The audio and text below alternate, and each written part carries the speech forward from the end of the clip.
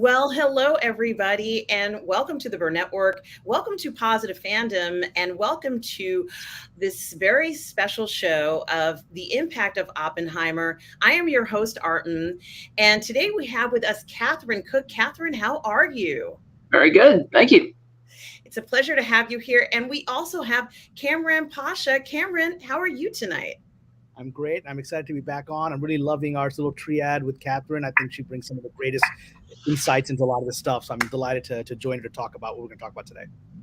Well, I'm so glad to hear that. And of course, everybody, we are here for PGS Moving Image. We're talking about the impact of Oppenheimer. And certainly, this has been a film that I believe has certainly revolutionized cinema in this particular century going forward.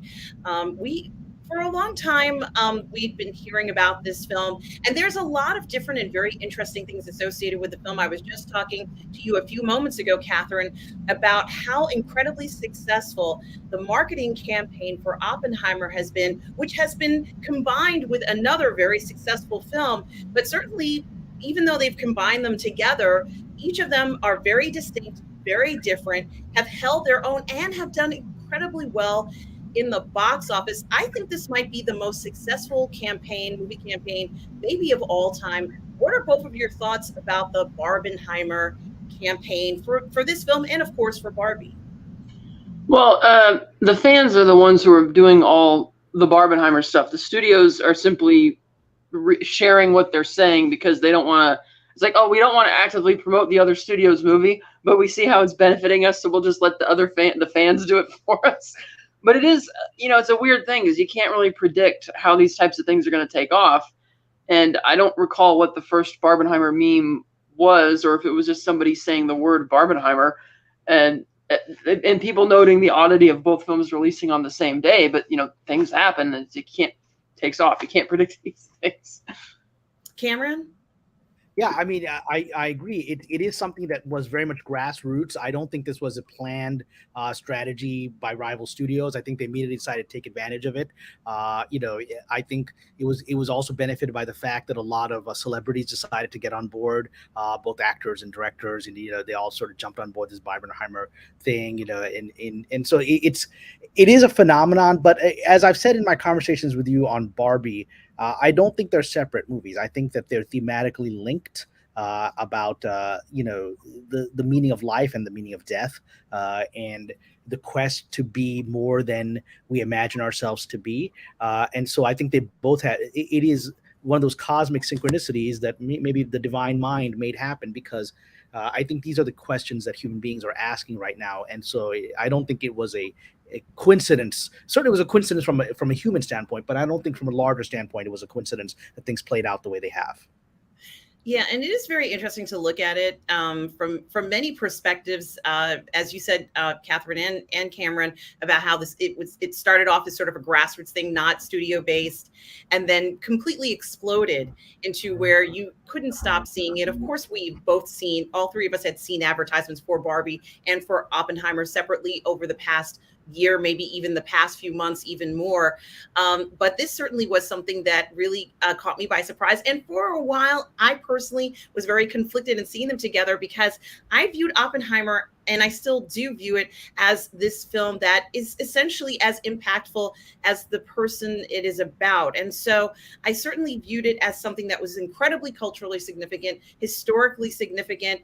Everybody absolutely needs to see this film. And I admit, maybe it's a little bit of kind of like a science elitism of my own, thinking that it shouldn't be associated with another. But overall, I think what's really interesting about it is looking at the similarities of the two films. However, we are not necessarily going to talk about that tonight. You were right, Cameron. Tom Cruise's desire to go ahead and say, hey, I'm going to see these together. I thought it was really interesting. I was telling Catherine, I said, I think it's interesting how he decides to independently go ahead and promote a film that's not even his own. And I almost wondered, because of the situation that Hollywood is in right now, maybe he even has, a little forethought, thinking, well, I might be able to go ahead and support this film and show I have support. I'm not in the film. It's not going to affect me. The people who are in the film can't do this. let me go ahead and show support that everybody is pretty much showing for each other in a way that I can do it and it will help the film. I certainly was surprised to see him go ahead and say he was going to see both films. What were you thinking when he made a concerted effort to be photographed with a ticket in his hand, going into the theaters to see both? He's promoting his love of cinema. That was kind of what he was doing with Top Gun Maverick, breaking the fourth wall about, oh, the age of the jet fighter with an actual pilot instead of a UAV isn't over, which is him breaking the fourth wall, saying the theatrical model is not dead.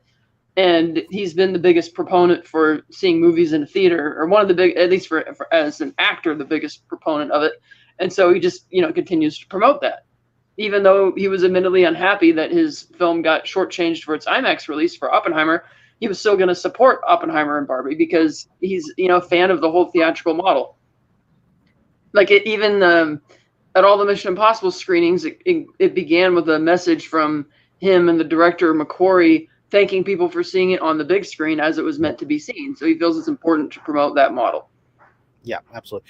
He is absolutely a film buff himself, which, as a film buff myself, I'm glad, that you have people now more and more coming out and championing, especially because we've been in a recent era where people are saying theaters are going to die. I've never believed theaters are going to die. I believe that it is a very specific experience that is necessary for the human mind. I think that the theater experience of sitting in a darkened room with strangers looking at a bright lit screen in front of you is primordial. It takes us back to our shamanic origins, where we would sit in front of the fire and the storyteller of the tribe would enrapture us and hypnotize us and do wisdom teachings and all of that. It's in our DNA. So I just don't.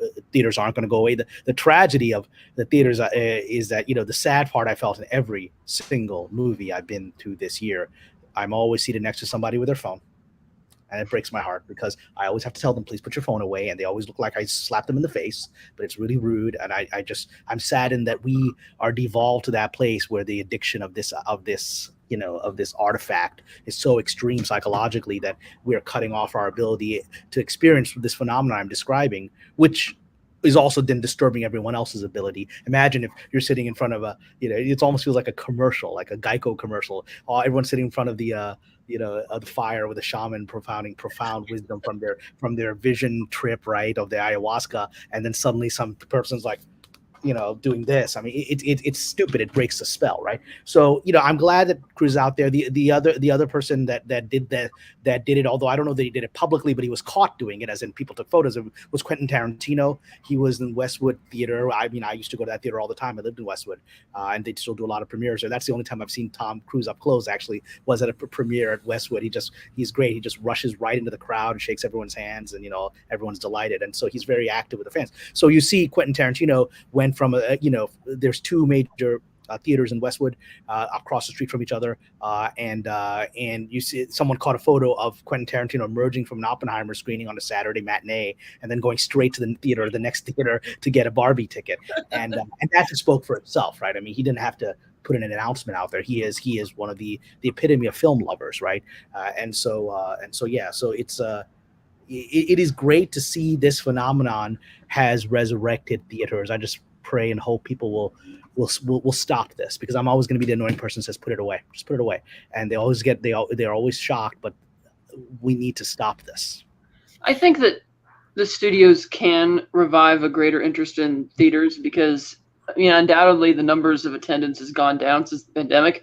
But I think the way they bring it back is just show more restraint in your turnaround times between putting things in theaters out on streaming. Like it used to be, you'd have to wait a minimum of 6 months before you were even going to get a home media release. Sometimes like 7-8 months. Well, now it's like a month and a half, maybe 2 months. And that's why people are also not going to theaters as much, because it's more expensive. And it's like, oh, well, it'll be out next month anyway. And I think they can bring that back if they really wanted to, like bring back the urgency of theaters by doing, like Oppenheimer, for instance. It has a 4-month exclusive theatrical window before they can even think about putting it out on digital or physical or streaming. And I think that's also going to benefit, drumming up interest for the movie again whenever it does eventually come to home media. So I think they can bring it back, and I would hope that studios do try and do that in the future. Yeah, I think that's a great point, and certainly it is very surprising when we see movies released, and sometimes within the month that they're released, they're already available, or the date that they're going to be available is within a week or two of that date. It is quite surprising, quite shocking, something that would have never happened before. I think we were maybe waiting 6 months to 9 months to even get anything on video. Let's say, back in the day, it was maybe even a year at some point. So I think it does affect things, and obviously they felt at some time that was the best way to go. But I think, I'm hoping, and from what I'm seeing, people are excited to go to the movies, and they're seeing Oppenheimer more than once. This is something that I'm going to say is incredibly important, that the film has had a huge impact on entertainment and on the box office. It is a 3-hour film, Many of you who are in the chat have seen the film. Obviously, Cameron, Catherine and I have all seen the film. I've seen the film 3 times. And so far, whether the box office amount is 500 million, 600 million, it's almost, I'm not going to say it's the most important thing or doesn't matter. Surely the amount that it's making matters. But Catherine, you were the one who told me that where you live, for the first time ever on a weekend, all of the shows of Oppenheimer had sold out during the opening weekend. And you were saying that had never happened before. Yeah, not for any movie, not for anything like a big Marvel movie or DC or a big blockbuster. It's like everything was sold out for Oppenheimer throughout the entire weekend, and that was the film's second weekend, not its first weekend, which is crazy. And there are several theaters in this region, the Cinemark, Regal, and some independent ones. I couldn't believe it. And there was one showtime at a faraway theater, like 10:30 at night. My friend and I went to go see it because we just wanted to. I've seen it 6 times already. And we just wanted to go see it. But it's like, I couldn't believe that a movie that's 3 hours of just people talking, a more adult themed movie, is selling out the rate it is, and that the wide variety in the diversity of the audience is coming in terms of their age difference, their class difference, racial difference, all this type of stuff. I'm like, wow, this is really encouraging for mature adult themed cinema. And hopefully, the studios are going to pay attention and bring more of this back. And the fact that they released this in summer, I was initially skeptical as to whether it would really turn a profit, because I'm like, well, to grant him, Nolan 20% first dollar gross for a 3-hour movie with trailers, is going to be a 3.5-hour commitment. It's going to get not as many screens available because of the Barbie, all the showtimes it's getting. And it's not something you would think of for summer fare. It's like more of an Oscar movie, but man, it's just blowing everything out of the water almost in terms of the critical reception. And you look at all the other admittedly scant adult themed films, which haven't been selling out like that in the past. And it's something new. And I don't know if that's because it's got Christopher Nolan's name on it, if it's also because of Barbenheimer. Certainly at most of the screenings I've been to, there have been like a whole gaggle of teen girls in there watching the movie in their Barbie outfits, and they remain dead silent and totally riveted throughout the entire movie, which I was very surprised by. So it's captured something, and it's working. Cameron, what are your thoughts? Well, I think everything Catherine is saying is correct. There is also something subconscious happening here that I'm going to make a controversial statement. I'll have a few controversial statements because I've gone during the course of this broadcast. I have controversial statements about the movie, about the history, about Mr. Oppenheimer. I've got a lot of opinions that have really solidified over the last couple of weeks as I've done more research, and learned my history. Learned a lot from Catherine last time, getting one of the books she recommended. But I also have some strong opinions about all this. And now one of the opinions I'm going to have about why is this movie suddenly hitting a zeitgeist? And I don't think most people can verbalize this, right? They can't verbalize it because it's too scary to verbalize it. But I think that we're tapping into the globe. We just went through 3 years of a global health crisis. We went through 3 years of all kinds of issues about pharmaceuticals. Not everyone trusts pharmaceuticals, and not everyone trusts how these particular pharmaceuticals were rolled out and the processes by which they were put into society and what happened to society around them. There's a lot of questioning about science right now. There's questioning about the origins of the virus that turned our lives upside down last year. And I have my opinions on all that, but I'm not going to go into that here. What I'm saying is that people feel that we've reached an age where at least they're afraid that science could be out of control, right? And that maybe that we don't, which is Oppenheimer's happening to. We are trying to tap into the power of God, of creation, which can lead to destruction. It's a forbidden fruit that we're eating here, and the dark side of the human need for technology. I mean, one of the critiques of science, of just the modern scientific method and the technological development is a critique that I think people in some spiritual traditions have been making and been ignored for maybe a century, but now are beginning to people are beginning to feel it. The critique is, yeah, you can do that. Should you do that? Should you can engage in this line of research? Should you even start? Is there a morality to that? And I think that is a subconscious issue on the planet right now, because what we went through was a global phenomenon, which we're still feeling the ramifications of. And I think that people cannot verbalize it, but they're sensing there's something that they're afraid of about scientists themselves, right? And we talked last time about the Thing, and we talked about how in the earliest version, Thing from Another World, very clearly shows mad scientist who says knowledge is more important than life. Even if they all die, even if humanity dies in the pursuit of knowledge of this alien being, great. I don't think that's great. I don't think a lot of people think that's great. And so that's what I think this is tapping into on a very subconscious level. Mm-hmm. Catherine, any comments on that? Or yeah, I mean, there's even in the movie, like everybody, the justification all the characters use is, oh, we have to beat the Nazis, and it's like you realize that it's not really until 1943 where we have a surefire confirmation that they're even working on one. It was just they were working off an assumption at this point that was going to happen, and only one character in the whole movie, and this was true, voiced his opposition and careful opposition to what they were doing and wasn't really enthusiastic about it, and that was Isidore Robbie, played by David Krumholtz in the film, in which he says, Robert, I'm not going to join you at Los Alamos because I don't want the culmination of 3 centuries of physics research to be a weapon of mass destruction. And even though he ultimately did join the team, he's the only one who's not really happy when everybody's celebrating the Trinity test, because he's aware of where this is going to lead.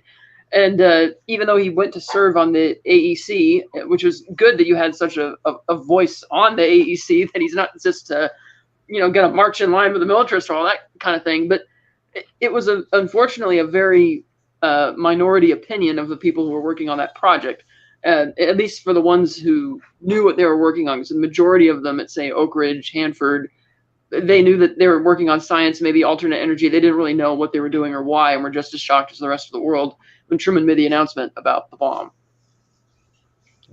Yeah, and I think in regards to, and I agree with both of what you have both said, I think that people do have a strong desire to see films like this. Yes, because of the experience that we've had over the past few years, but I also think that there are a lot of fans of historical movies, and we haven't really been getting a lot of them recently, especially a film like this. I think the last one made of Oppenheimer might have been in 1980. I think it was a British version. I could be wrong, but I believe that was the case.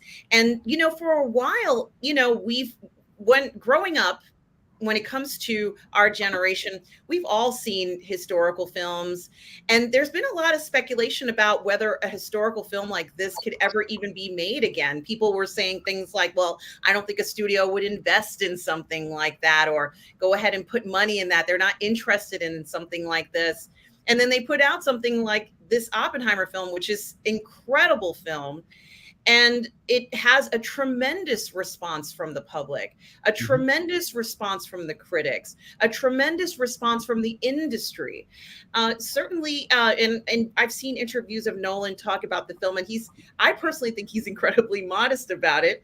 But to be honest with you, this undertaking was such an enormous undertaking. And I've seen articles written about how perhaps it's his years of taking notes and saying, this is exactly how I would do it. If I had to do that film, this is how I would do it. And that's exactly the type of creativity we're expecting from directors in a modern age for a historical film. So does this mean that the historical film, an incredibly important historical film in this particular case, is back? Are we going to see more films, major productions, about historical figures that are as impactful as something like this?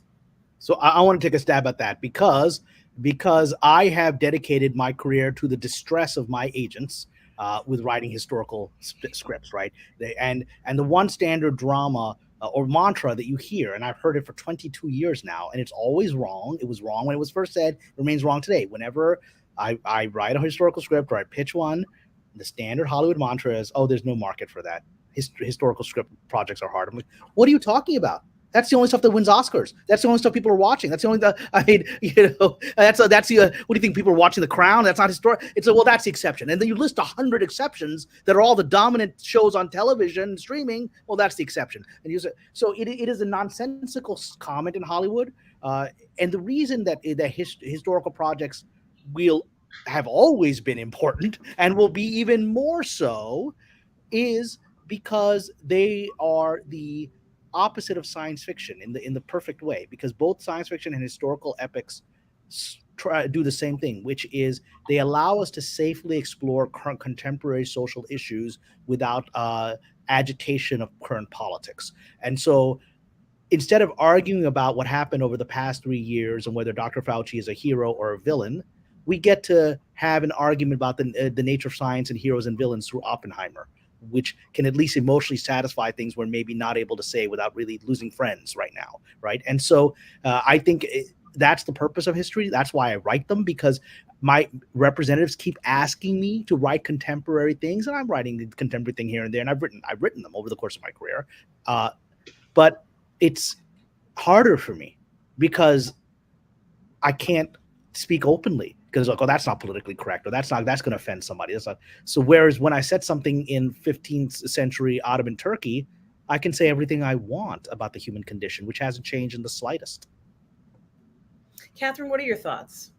Well, I think that the reason they took a gamble on this had a lot more to do with the fact that Universal was trying to poach Nolan from Warner Brothers and were willing to meet whatever demands he made. And the demand was, I'm going to have a $100 million production budget, a $100 million marketing budget, complete creative control, 20% first dollar gross, and a 100 to 120 day theatrical window for this movie. And you will not release anything 3 weeks in advance or 3 weeks after the movie. So it has no competition. And they met him and they agreed on all fronts. Now, if it was a different director and it was somebody who already worked for the studio, would they have met those demands? I highly doubt it. I think this was a unique situation which occurred at the right time. It was the right project, came along at just the right time for the circumstances to allow him to do this. And the only reason this movie is there is, as we know, there was the line about Oppenheimer and Tenet, and Robert Pattinson gave him Nolan a book at the wrap party about Oppenheimer's speeches. He decides to research this. And then meanwhile, all the other guys running Warner Brothers decide to do that terrible decision, but putting their movies on that. And it's like all these different things are conflating around the same time that it was almost like fated that this was going to happen. And I hope that this actually does set off, again, like a chain reaction of its own, so that Hollywood could see that people are still interested in historical films like this that aren't necessarily, because this isn't necessarily a straight up biopic. There's so many gaping holes in Oppenheimer's life, and it is way too subjective for its own good. You're not going to really come out of this movie knowing more about him than you did before.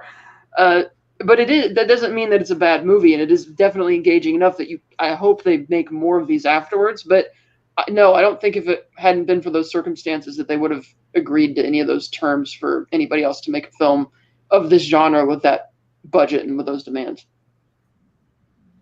Yeah, that is very interesting. And I do want to ask both of you about something that I love about this film, and it has to do with its somewhat non-linear nature of how it tells the story, and almost maybe two or three storylines at the same time. I absolutely love how they have done this. And a lot of times I'm seeing this sort of storytelling method in a book that I might love, and it'll start off, in the middle of the story, and then it'll say, well, let me tell you what happened. You go back in time, and then it starts, in a different sequence. I just love how they did this here, and it doesn't really seem to have lost any of the momentum of the film. It flows very nicely. Do you guys think that was an effective method in Oppenheimer, using that non-linear storytelling technique? Yeah, because if you told the story chronologically, then it would feel a bit like there's all these holes, and they're three distinctly separate stories with their own beginning, middles, and ends. So it would be like you're watching one long film about his life from the beginning of the Manhattan Project, a short film about the hearing, and then another short film at the Senate confirmation hearing. And even the way those things are written, you couldn't edit those together chronologically, put them afterwards, because they're clearly setting up different references for each of the callback scenes, and that's how the edit works. And so I think this is probably the most effective way that he's used his penchant for jumping around in time in a movie. And so, yeah, I think it is precisely more compelling because he told the story out of order, as opposed to if he did it chronologically. Mhm. Yeah.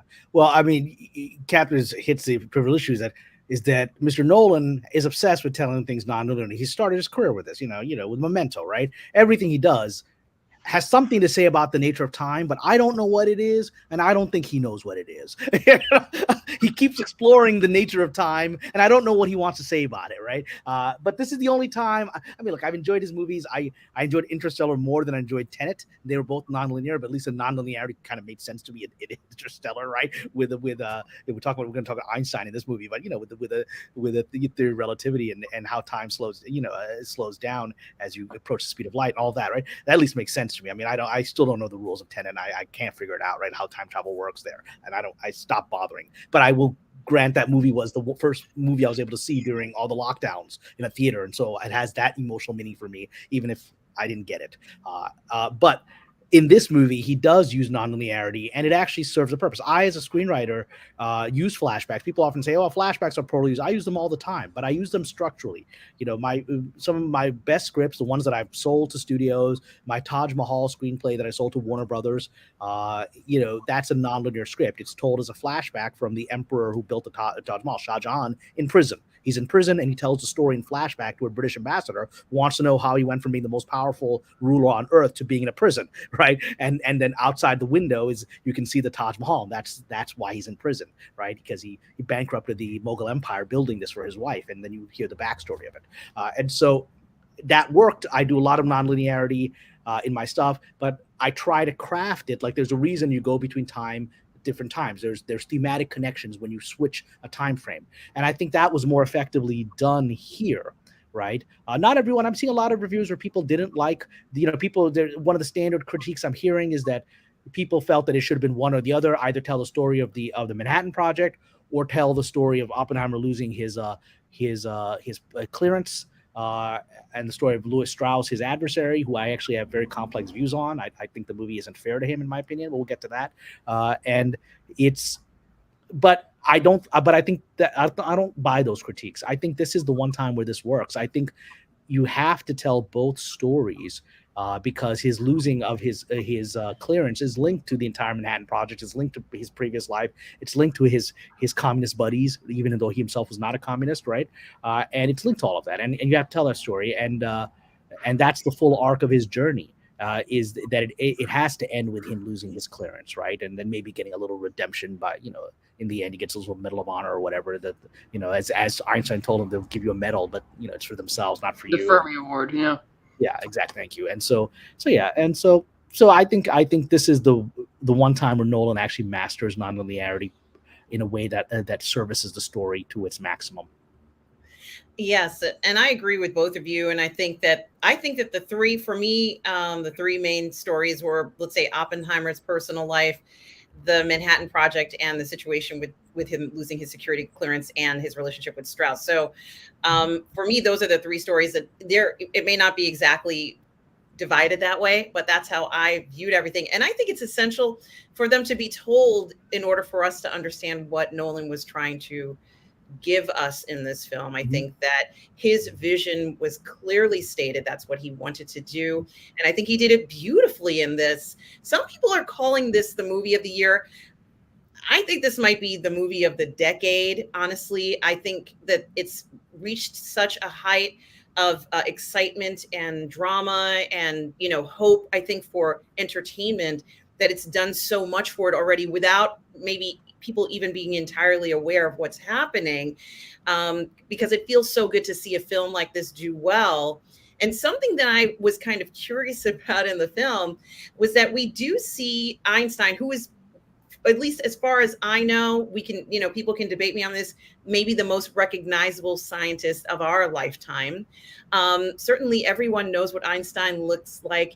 And we look at Einstein with endearment, regardless of the picture, with his hair, if it's where he's got his hair a little bit wilder. Well, Or, he looks like a mad scientist. yeah, He's the architect. there's a lot of He was interior. less of a mad scientist than Oppenheimer, who I think was a mad Yeah, scientist. there's plenty of times you see him in this movie walking in his sweatpants and sweater like that uncle that sits in the backyard and drinks beer at your house, True. It's so true. And because of this, everybody, even children, recognize Einstein. There's baby Einstein. There's probably no one in the United States who doesn't know who Einstein is. And Nolan did say in an article, I believe, guys, I could be getting this quote wrong. Do not hold me to this, but I believe Nolan said that in the script, he associated Einstein with Oppenheimer on purpose. He did this so there would be some kind of correlation between the two. Of course, they knew each other. Maybe that walk in the park never took place at that moment, but he did this on purpose. And I thought about this. Because in 1950, Oppenheimer was the world's most popular scientist. Mm-hmm. And yet, I would say for my generation, I'm not going to say which generation it is, but after that, I don't feel like we saw Oppenheimer as much as we've seen Einstein presented. And I just wanted to know whether both of you think that after a film like this, it is true that Nolan put this association between the two of them. Whether it happened or didn't is irrelevant. Will this movie propel Oppenheimer to the status that he was at in 1950, and at least being recognizable the way we recognize Einstein? What do you guys think? I don't think so. Because one, Einstein has over a century, 120 years because he published his theory of relativity in 1905, refined it and added other edits in 1907 and 1912. So he's got like 110, 120 years on this movie in Oppenheimer's success. Also, as mentioned in the Strauss storyline, that even in the late 1950s, Oppenheimer was already dividing America. And given what his name is associated with and the creation that it's associated with, it's going to continue to do so. Einstein doesn't really have that association, even though, as we explained, it goes like Einstein had the theory of relativity, but as he mentions to Oppenheimer in the movie, the only thing you and I have in common, Robert, is a disdain for mathematics, which is why he didn't end up diving into quantum physics the way Werner Heisenberg did. Heisenberg was the second guy in line who catapulted Einstein's creation into whole new directions, whereas Oppenheimer, he was the director of Los Alamos. But again, as the film shows, there were many scientists who were collectively responsible for what came out of it. And even though it's true that their conversation by the lake in 1947 that the movie uses as its framing device for the whole story didn't happen, it's still essentially true in the sense that Einstein did greatly regret signing the Silzard letter to urging Roosevelt to come up with a bomb program, once it was discovered that the Nazis weren't even close and may not have even been actively developing one, because the Nazis never took it seriously, where there's a scientist they had working on it weren't interested in giving the Nazis that technology. And so in a sense, it is a reverberation of his own creation. And he knew that, which is why he felt really regretting that he signed that letter saying you should do this. And so Oppenheimer, as we know, ended up he never regretted the bombings because he agreed with the military reason they were doing it. But because, he's a scientist and not a soldier, so naturally he has a lot of moral problems about that. But he kind of started regretting it a bit later in life because he was very politically naive. He didn't understand the arms race was really the only thing that was ever going to come out of this. And so he very much regretted that. And I think that because of his associations with those things, whereas most people don't associate Einstein with that, then I don't think he's going to catch on in the way Einstein did. Yeah. Yeah, and for all the reasons that you're saying, that Catherine's saying is why I would agree that he's not going to catch on. I mean, in the same way that, people still don't know what Oppenheimer looks like. I mean, I think Cillian Murphy did a very good job in recreating, but you have to look him up, and they did a very good job. He looks very rare, thin, but it isn't as distinctive a feature as Einstein's hair. So if you had a cartoon of Einstein, everyone would recognize it. If that cartoon of a thin man wearing a hat, it could be anybody, right? And so it could be one of the Men in Black from a UFO thing, right? It could be anything. So I don't think he's going to have that kind of visual thing. I think that the issues that this movie raises will last and will be debated about, and they will be framed around Oppenheimer. So I think in that sense, he's going to get more recognition in this generation, but it's really the ideas And in some ways, I think that's maybe cosmic justice because, like I said, I've watched the movie twice now, enjoyed it each time, processed it, did more research, and I've come to my own conclusions. And I'm going to say my controversial statement: I don't really like Oppenheimer. I don't like him. I don't think he's a hero. I've watched, I understand the historical process in which he was part of and was a catalyst for, but I actually now take the position of his critics in the movie, which the two primary critics that we see, are Edward Teller, who developed the hydrogen bomb, and and then also Lewis Strauss, who was his adversary, and is said to have been behind him losing his security clearance, and that's one of the core storylines. And I think the two most honest moments for me in the movie were the moment where Edward Teller tells Oppenheimer, "I don't know what you believe. Do you know what you believe, Robert?" And I think that's a fair critique. I think Robert was a chameleon. I think Robert Oppenheimer was a chameleon to himself as well. He became whatever he needed to be, right? And when after the bomb, he suddenly was. I think some part of him understood history would see him as a villain, and so he martyred himself. And that's my opinion of that. I think because that's exactly what then Lewis Strauss played incredibly brilliantly, an Oscar level performance by Robert Downey Jr., right, playing Lewis Strauss, who says this guy's a narcissist, this guy's an actor, this guy's playing. I mean, he's being portrayed as the villain, right, of the movie. But I think that speech he gives near the very end, where he's impassioned and why he did it, why he had to take away, I think he's right. I think Oppenheimer was a very dangerous man, and they show that. In fact, it's a little bit of hagiography, right? What they do here, they show in the beginning, he poisons the apple of his teacher, who he's resentful for, who's being hard on him. He's hard on him because he knows this kid can do better. This kid's a genius and is not living up to his potential. So the professor's hard on him. And how does he do it? He secretly poisons the apple with cyanide, and they get him out of that because he then has a vision of of a horse eating the cyanide and dying, and he's just ashamed, and he comes and then he grabs the apple, throws it away. That's not what happened historically. What happened is he was caught. Somebody figured out that the apple had been poisoned, and he was punished by the university, right? That's not how it's shown, because they don't want, they want to show him as repentant. And I think someone who would cyanide poison their college professor for pushing them, there's something wrong with that person. There's something seriously psychologically wrong with that person. That's a murderous person. And I think, as I read a critique, and I'm going to throw a link into the chat, the London Times did a very interesting critique of the movie, of saying what was accurate, what wasn't accurate, by a World War II historian. And it's very interesting. And the World War II historian, says, look, there's the hagiography of him after Los Alamos. They've announced, the destruction of Hiroshima. They have this massive, meeting where all the scientists just go wild. We did it. We pulled it off, right? And they show him like rallying, but then he sees all these horrifying images in his mind of what would happen if that bomb had gone off here and his fellow scientists disintegrating, right? And the bomb. That's not what happened. I mean, what happened is, as described by the people at that meeting, he walks in like a rock star. He took full, glorious, I love it.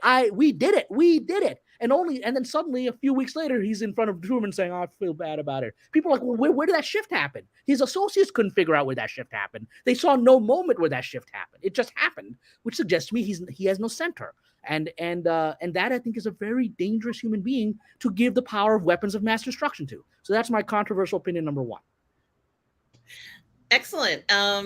And I also was going to mention that regarding the Apple incident, the reason why I read that the reason why he was not, that he didn't go to prison for that or something like that is because his family had influence, and therefore he didn't have to go to prison or whatever it was. So well, I want to give Catherine a chance to respond to all this. I would love it if after this line of conversation we bring into the issue of class, because a friend of mine on Facebook who is Jewish, who's very concerned by issues of class within the Jewish community in America that he perceived in the movie that I didn't perceive, and he gave me some really interesting insights. So let's get Catherine's insights on this. But I want to talk a little bit about class, and which is in this movie.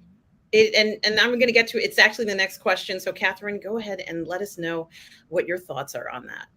I agree, because the thing is, the movie never tells you, but Oppenheimer's security clearance is going to expire the day after the end of this hearing, whether Strauss did anything or not.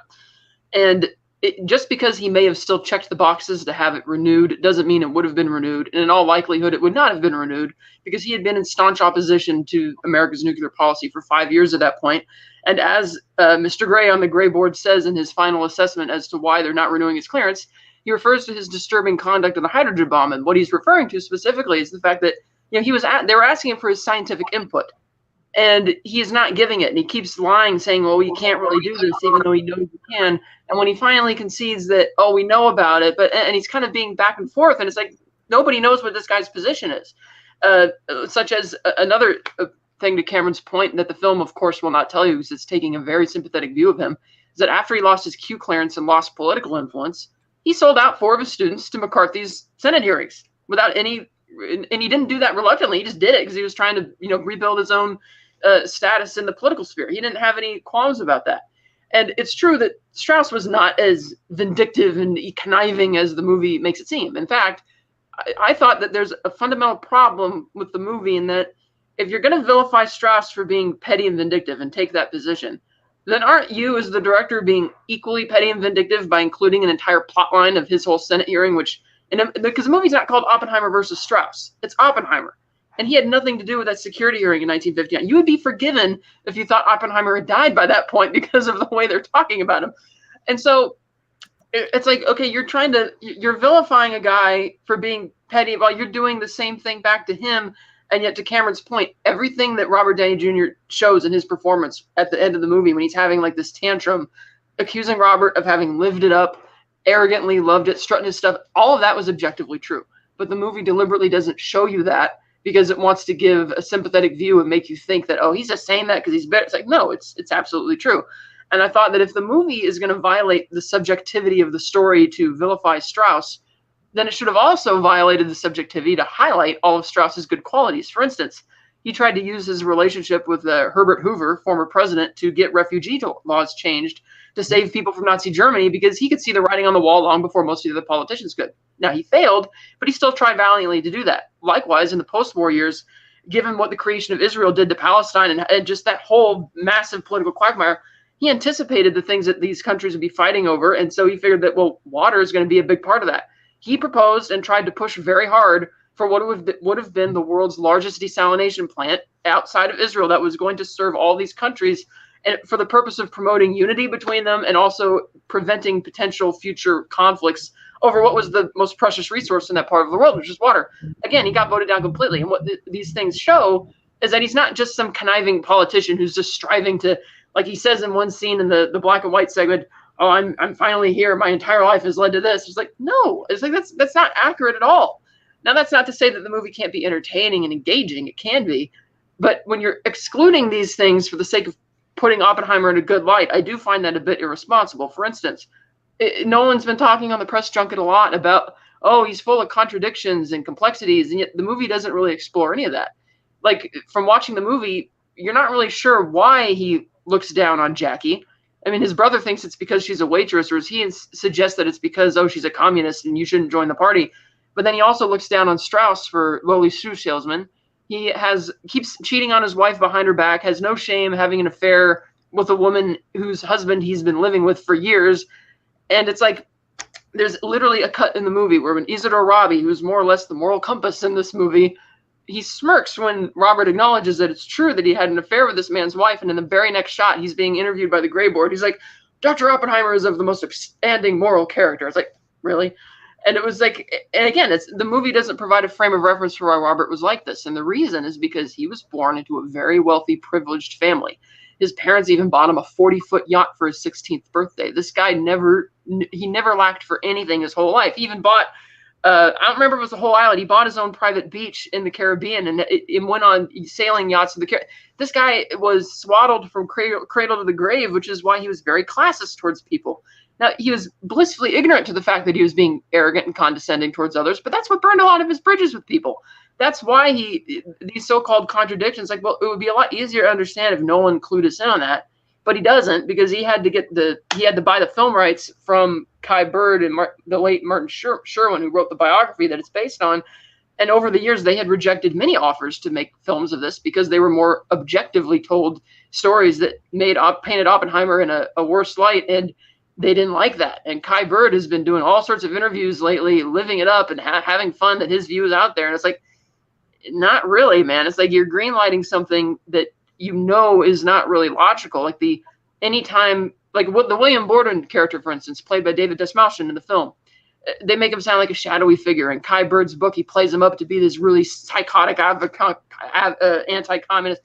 Well, in reality, he was just a rank and file McCarthy-era bureaucrat who was doing his job. And and granted, it is true that when he initially read Robert's file, he didn't think there was anything new here. To which Strauss says, "Well, your findings will be." Turns out that his suspicions were not totally off base, because when the Soviet Union fell in 1991 and the archives were finally opened, it was found that they did try and recruit Robert on numerous occasions during the Manhattan Project. So it's like the movie. Anytime there's anybody who opposes Robert for any reason, we have to vilify him, or we have to do this. Or when Edward Teller tells Oppenheimer that, well, Henry Stimson says we bombed a defeated country. It's like, well, you're not going to, but the movie doesn't peel the onion, nor does Kai Bird's book peel the onion to really dissect why those things happened.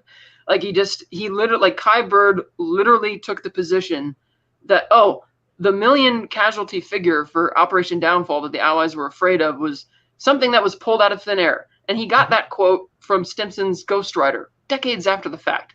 But he didn't go to the National Archives and actually source the information, as I mentioned, that Richard B. Frank did when he spent 10 years diving into not just the National Archives of the United States, but for Japan, and also for the other Allied countries, to really get to the bottom of why a lot of these things happened. And so, as a result, the movie is putting this version out there which is super sympathetic towards Oppenheimer, and isn't really trying to just ignore anything that could potentially seem bad about him. And I do find that to be a bit irresponsible. But however, the difference is, unlike David Fincher's Zodiac, which heavily uses blatant fiction to try and convict Arthur Lee Allen, things which have been thoroughly debunked even years before they made the movie, this film doesn't get revisionist in that it's not changing the opinions of anybody there. Like, yes, Robert, to Cameron's point, was kind of an enigma. Nobody really knew where he stood. And everybody's opinion, as shown in the film, is still their opinion to reality. Like, Nolan didn't change the dialogue or change that up. Like, for instance, Harry Truman did call Oppenheimer a crybaby. Not when Oppenheimer was in earshot, but he called him that, not because he was some militarist or some egotist, but because he's like, doesn't this guy understand why we spent what would be the modern equivalent of $22 billion on this project? Which is another hypocrisy that's never explored in the movie, that all these scientists who don't like the idea of using the bomb, we have to look out for the working man with the FAECT and stuff, but you had no shame of using what would be the modern equivalent of 22 billion taxpayer dollars on what you thought was basically a vanity project. Like, shouldn't you be opposing that on moral grounds, saying we should be spending this money elsewhere, But of course, the movie's not going to dive into any of that. So there's a reason. There's a reason, Catherine. So, yeah. I'm getting feedback here. Is that from me? I don't. Is it from me? Oh, okay. I don't know why I was getting feedback. Okay. Okay. So Catherine's raised all these incredible points, I want to bring it now to the issue of class, right? Which is what Catherine already established more than a foundation. I want to ask you the question first. If that's I want to ask the question, and then because I want to talk about class, because there's a lot to talk about. It is about class. The question is about class. Okay. It is actually leading directly. The points are coming together here. And yes, the film, and I'm going to make it as brief as I can. The film was meant to primarily convey the story of Oppie's life in a historical context. But over the last few weeks, I personally have been thinking that the film puts focus on the human condition as it pertains to the positive and negative aspects of his life for someone from the upper class. Did they make an attempt to create a sense of commonality with the main character and the audience, which I think that's what Nolan's intention was, or at least the screenplay's intention is. However, I don't believe that it was done effectively. But did they make an attempt to do that? Was that the goal of this screenplay, to make you feel that you had some commonality with him? Oh, bad things happen to him, but he's going to persevere over this. He can handle this, even though, he's accomplished all these great things and now everybody is against him. Was that done on purpose to bring you over to that side? Because I've heard a lot of people saying about this screenplay that it's meant for you to come to your own conclusion. But for me, very clearly, they're trying to win you over into being on his side. And I don't actually think there's anything wrong with trying to get you to be on the side of the person who's in the film. But is it to a point where it's not effective and ridiculous, given the sense that he is an upper class person? In the book, Catherine and Cameron, that it's based on, they do talk about his privilege, but it's not covered in this film. Okay, so now I'm going to link this to Hollywood. So to answer your question, yes, that is the intention, and that's an insidious intention, because everyone I work with in Hollywood, everyone, a majority of people who work in Hollywood tend to be people of privilege, who have often gotten this because there's someone's nephew or uncle or whatever. That's more people than not that I've worked with who are successful, right? There is definitely a class here, and that class also tends to project itself as politically liberal. That class, the example that of Hollywood that I saw in the movie is when we're at the lovely professor's house at the beginning, everyone's drinking champagne, and they're all communists, and they're all talking nonsense about, and they're all misquoting Das Kapital and the Communist Manifesto, whereas Oppenheimer actually read this stuff in the original German, right? That's the people I work with, right? These are limousine liberal people who love any political ideology that allows them to be heroic while making sure the class divide gets bigger, where they stay at the top and that, my background is I am a Pakistani guy from immigrant family that struggled. We 5 people living in one apartment, both parents working 2 jobs, right? I never saw my parents as a kid. They sacrificed everything to come here. I had zero help in this world. There were times in life when we were so suffering, we had to go on food stamps, right? So I did have a little bit of that social help, right? But then all I had was working my butt off to then go to Dartmouth College, which is one of the prestigious Ivy League blah, blah, blahs, who are suddenly surrounded by all of these affluent kids who would go, whose life had not been living in 1-bedroom apartment with rats in Brooklyn.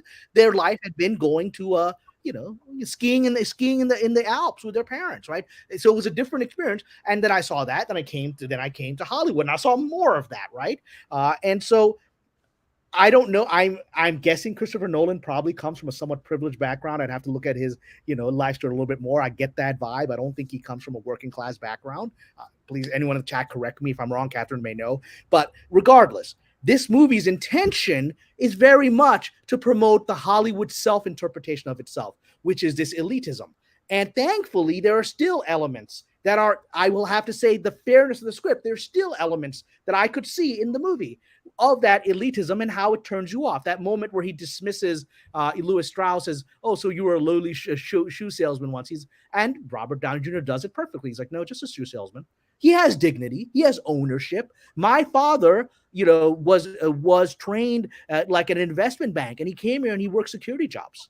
He worked working class security jobs because he couldn't get. I still remember my father, who loved America, came with all these images of America, right? And came here, and he was educated British convent schools in Pakistan. He had James Bond English, right?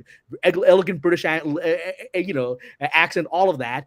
Highly educated. Came in and he told me how he went to his first banking interview in 1976, having worked at the bank in Karachi for years, right? And being good at his job, and they saw his resume, which was the Bank of Karachi, right? This manager of the Bank of Karachi, and he said the guy at the resume crumpled it up in front of him and threw it on the ground. Said, "I can get you a job as a janitor," right? What is a Bank of Karachi? It doesn't mean anything to us, right? And so that scarred my father. That was his first job interview in America after having worked hard coming here. So that was that elitism, right?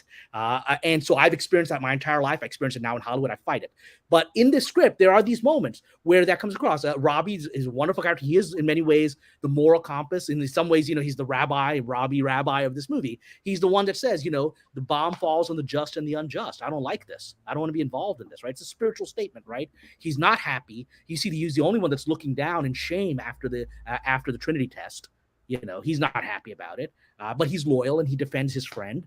But he's in that movie they show he doesn't come from that background either. He's of old Yiddish family. He speaks Yiddish, and Oppenheimer, who is so proud that he can teach himself Dutch in 3 weeks, didn't ever bother to learn Yiddish. That's a class thing, right? Because I'm not like these lowly Jews. And so this was brought up to me by, I had seen some of the class issues, but then it was brought up to me by a friend on Facebook who was Jewish, who sent me a very impassioned DM saying this movie really troubled me about the class issues within the Jewish community of the time, which I'm sure all communities still have class issues. We have in the Muslim community, class is a human phenomenon thing, or wealth and power, right? But he said, as a Jewish person, he was very profoundly hurt by Oppenheimer, because Oppenheimer represented the kind of people that mistreated like his family, right? Who were struggling immigrants from Hungary and things like that. Right? Edward Teller is a Hungarian, right? And he's got that raw Americanness that my dad had of coming here, right? It's the same thing. Whereas Oppenheimer has the luxury of being ambiguous, which is the luxury of affluence, right? And so there is a lot to say about that. And yes, Hollywood is promoting that. And I have a lot of critiques of my Writers Guild right now, how they're handling the strike, because the critiques are on class issues. They talk all about we're fighting for the average person. I'm seeing the average writer starve to death, whereas our leaders, I mean, someone actually did a search on like the top Writers Guild leaders who are leading our strike and did Google searches on their net worth, because they're all prominent, famous writers. You can get their net worth. So one $17 million net worth, another 20 million. One has $200 million net worth. They're talking about fighting for the common man. I'm not sure you're the right spokesman for this. And it's a phenomenon. And Oppenheimer is tapping into that. I don't think people are aware of their classism in Hollywood. I don't think Christopher Nolan's aware of it. And I have to thank that the screenplay still has hints of that, so we can find it. It does have hints of it. And Catherine, I want to get your opinion on this as well. We've also seen this in some political campaigns. I'm not going to say who the candidate was, but it was a candidate who, tried to connect with the common man, so to speak. And it was quite clear that this candidate was unable to do that. And that's my opinion, just personally, why I think this candidate lost the campaign is because of not being able to connect, not knowing how much, like a gallon of milk costs, not knowing, like how do you book an airline trip or a vacation, sort of these simple things that separate you. But also in the book, and as I said before, they talk about the privilege that he has. So when I saw the film, and I noticed they kind of skipped over that right away, they went right to where he got to the poison apple incident. And that wasn't even represented quite the way it occurred, but it certainly was something to think about, because it was sort of like his version of getting in trouble. What would it be today? Somebody unfortunately gets into a car accident and it's bad or something, I don't really hear anybody poisoning anybody. That was a very unusual way to deal with something that he should have never done.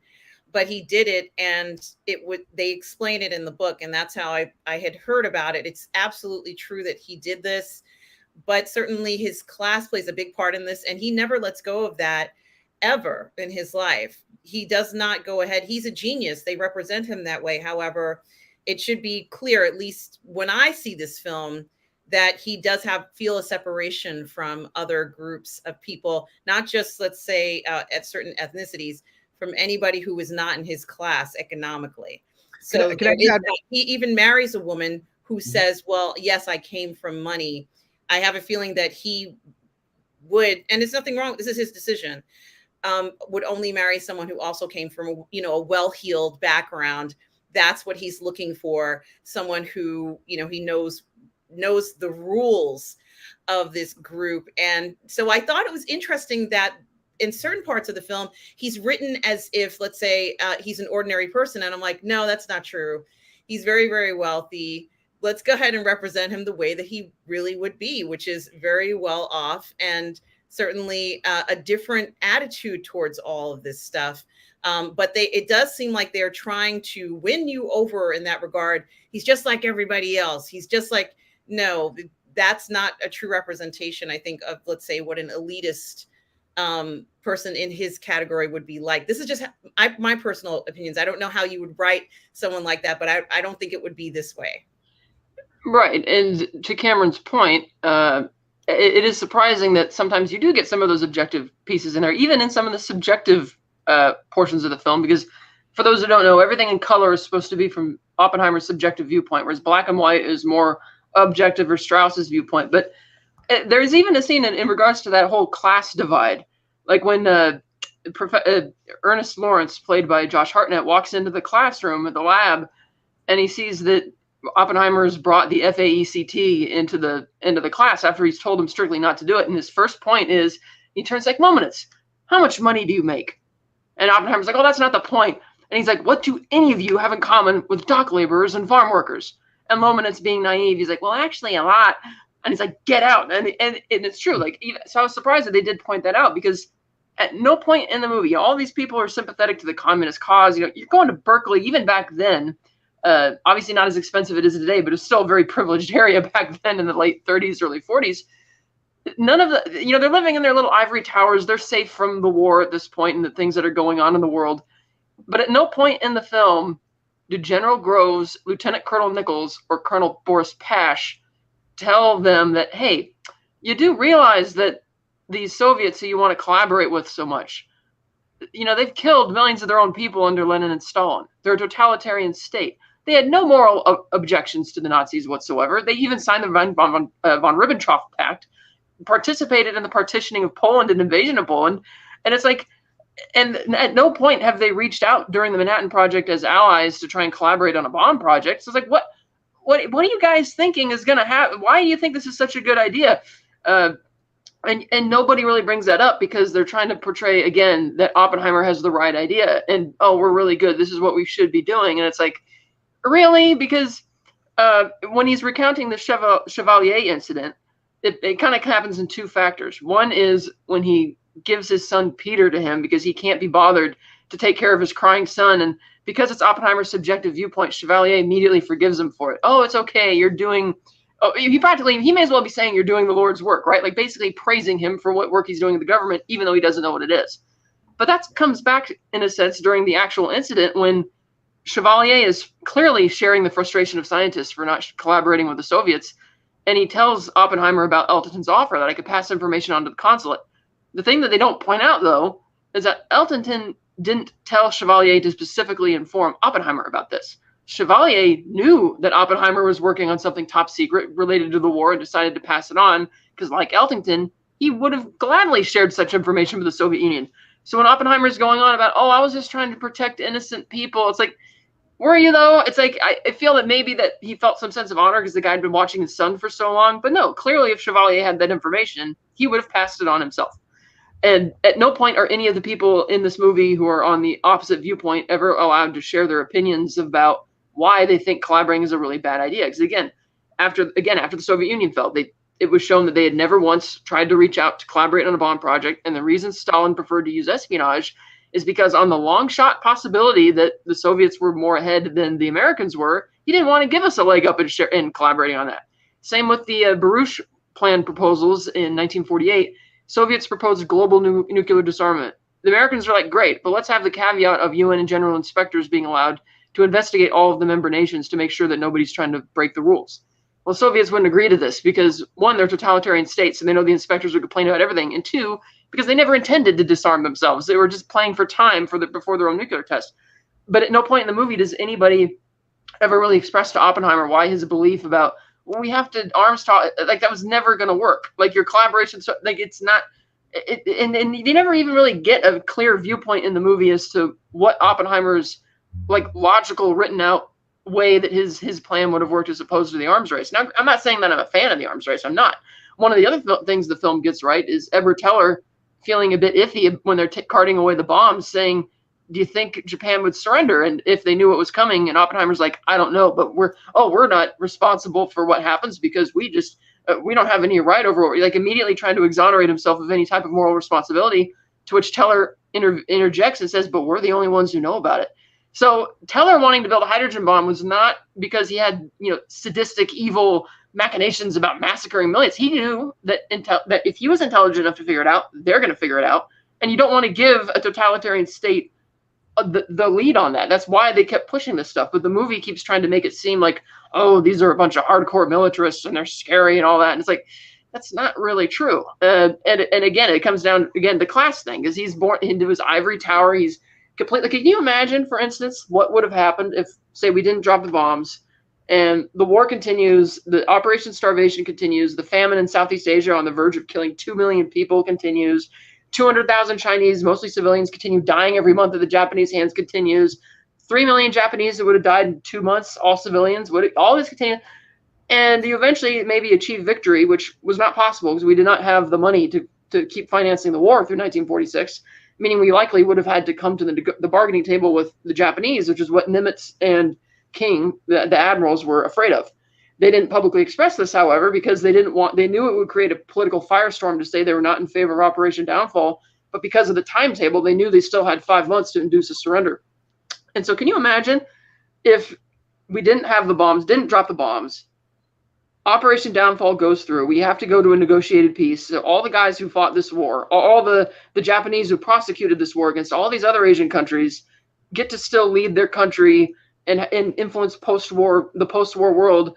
And then when you find out, inevitably in 1949 when the Soviets tested, like, wait a minute, all these other countries they invaded, like, you had this and you didn't use it. That's another thing that they were thinking about. But the movie is not going to bring that up either, because it's it's focusing on like the science and and Oppenheimer trying to exonerate himself of any responsibility, and totally rewriting his initial response to hearing that the bomb was dropped. And so it becomes this it's like not being revisionist in terms of the specific dialogue, but in terms of what he's choosing to show you versus what he's choosing not to show you. Yeah. So maybe, do you want to answer Mr. Tom Jackson's thing? Because I want to build up a little bit further on the politics. I just wanted to say thank you, Tom, for the $2 super chat. Tom is a moderator, collaborator, and good friend here on Positive Fandom and the Bird Network. Thank you so much, Tom, for the $2 super chat. Says, I'm enjoying this chat. Great points being made. Certainly are. And please go ahead, Cameron. Okay. So building on all the documents, I want to talk now, it's linked to class, but also the politics of things that make Hollywood uncomfortable, right? Again, that links to class and the politics of filmmakers and of studios. I have dealt with this because my very existence is a problem inside the system. Doesn't mean I haven't succeeded. It means I have to keep outsmarting it. Why is it a problem? Because I am a Muslim guy from a working class background, who then, from that working class background, went and got 3 graduate degrees, which most people in Hollywood don't have, right? Okay, I have a law degree, an MBA, and an MFA, right? Okay, and then is pro-Palestinian, and it's also a political libertarian. None of that fits into Hollywood. None of that does, okay? So now that's why I can then dissect the things. So now Catherine did a wonderful thing about Louis Strauss, who I do fear was unfairly shown in this film. I actually kind of like the man the more I read about him, for all the reasons that Catherine said. He actually did, he was one of the people fighting to allow Jewish refugees to come to America, whereas Hoover and then FDR were like, nah, screw that. We don't want Jews in this country, right? FDR is the same guy who puts Japanese in internment camps, right? This hero of progressivism is like, nope. Literally taking ships and sending them back to Germany, and everyone dies, right? And so, but also the thing, as someone who is pro-Palestinian, Louis was not a Zionist. He represented that aspect of American Jewry that was opposed to Zionism. He was very vocal about it. And this is interesting. Albert Einstein was of that same thing. Albert Einstein wrote a lot of letters in the 30s and the 40s. He kept being tried to be recruited by the Zionist movement at the time he great spokesman of them. And I mean, he wrote letters to the New York Times. I've read those letters. You can read them on the New York Times archives, right? I have copies of them where he's like, this is a bad idea. As a Jew, it's a bad idea for all, that this will put more people in more danger to be concentrated in this one space, and it will dispossess the indigenous population. He was that straightforward, and they're going to have a reason to be upset with us. And that's going to create a new adversary that's not actually our adversary right now. Jews have gotten along reasonably well in the Muslim world for 1,400 years. They will become our adversary. He said all these things. Strauss was saying these things. And so Strauss was saying, look, I think we should allow European Jews to come to America, right? We don't need to send them to the Middle East and create this new drama, right? And then when neither Einstein or Strauss could affect the historical circumstances of what happened after that point, they both then tried to make things better. Strauss was like, well, look, okay, this has happened. I'm part of the nuclear commission, right? Let me see if I can use this new technology to make things better for everybody in that region. He wasn't just, let me help the Israelis, because he didn't even support the state at its beginning. He's like, okay, well, they're there now. So how do we now make this less of a problem for everybody? Let's try desalinization. Let's create a thing.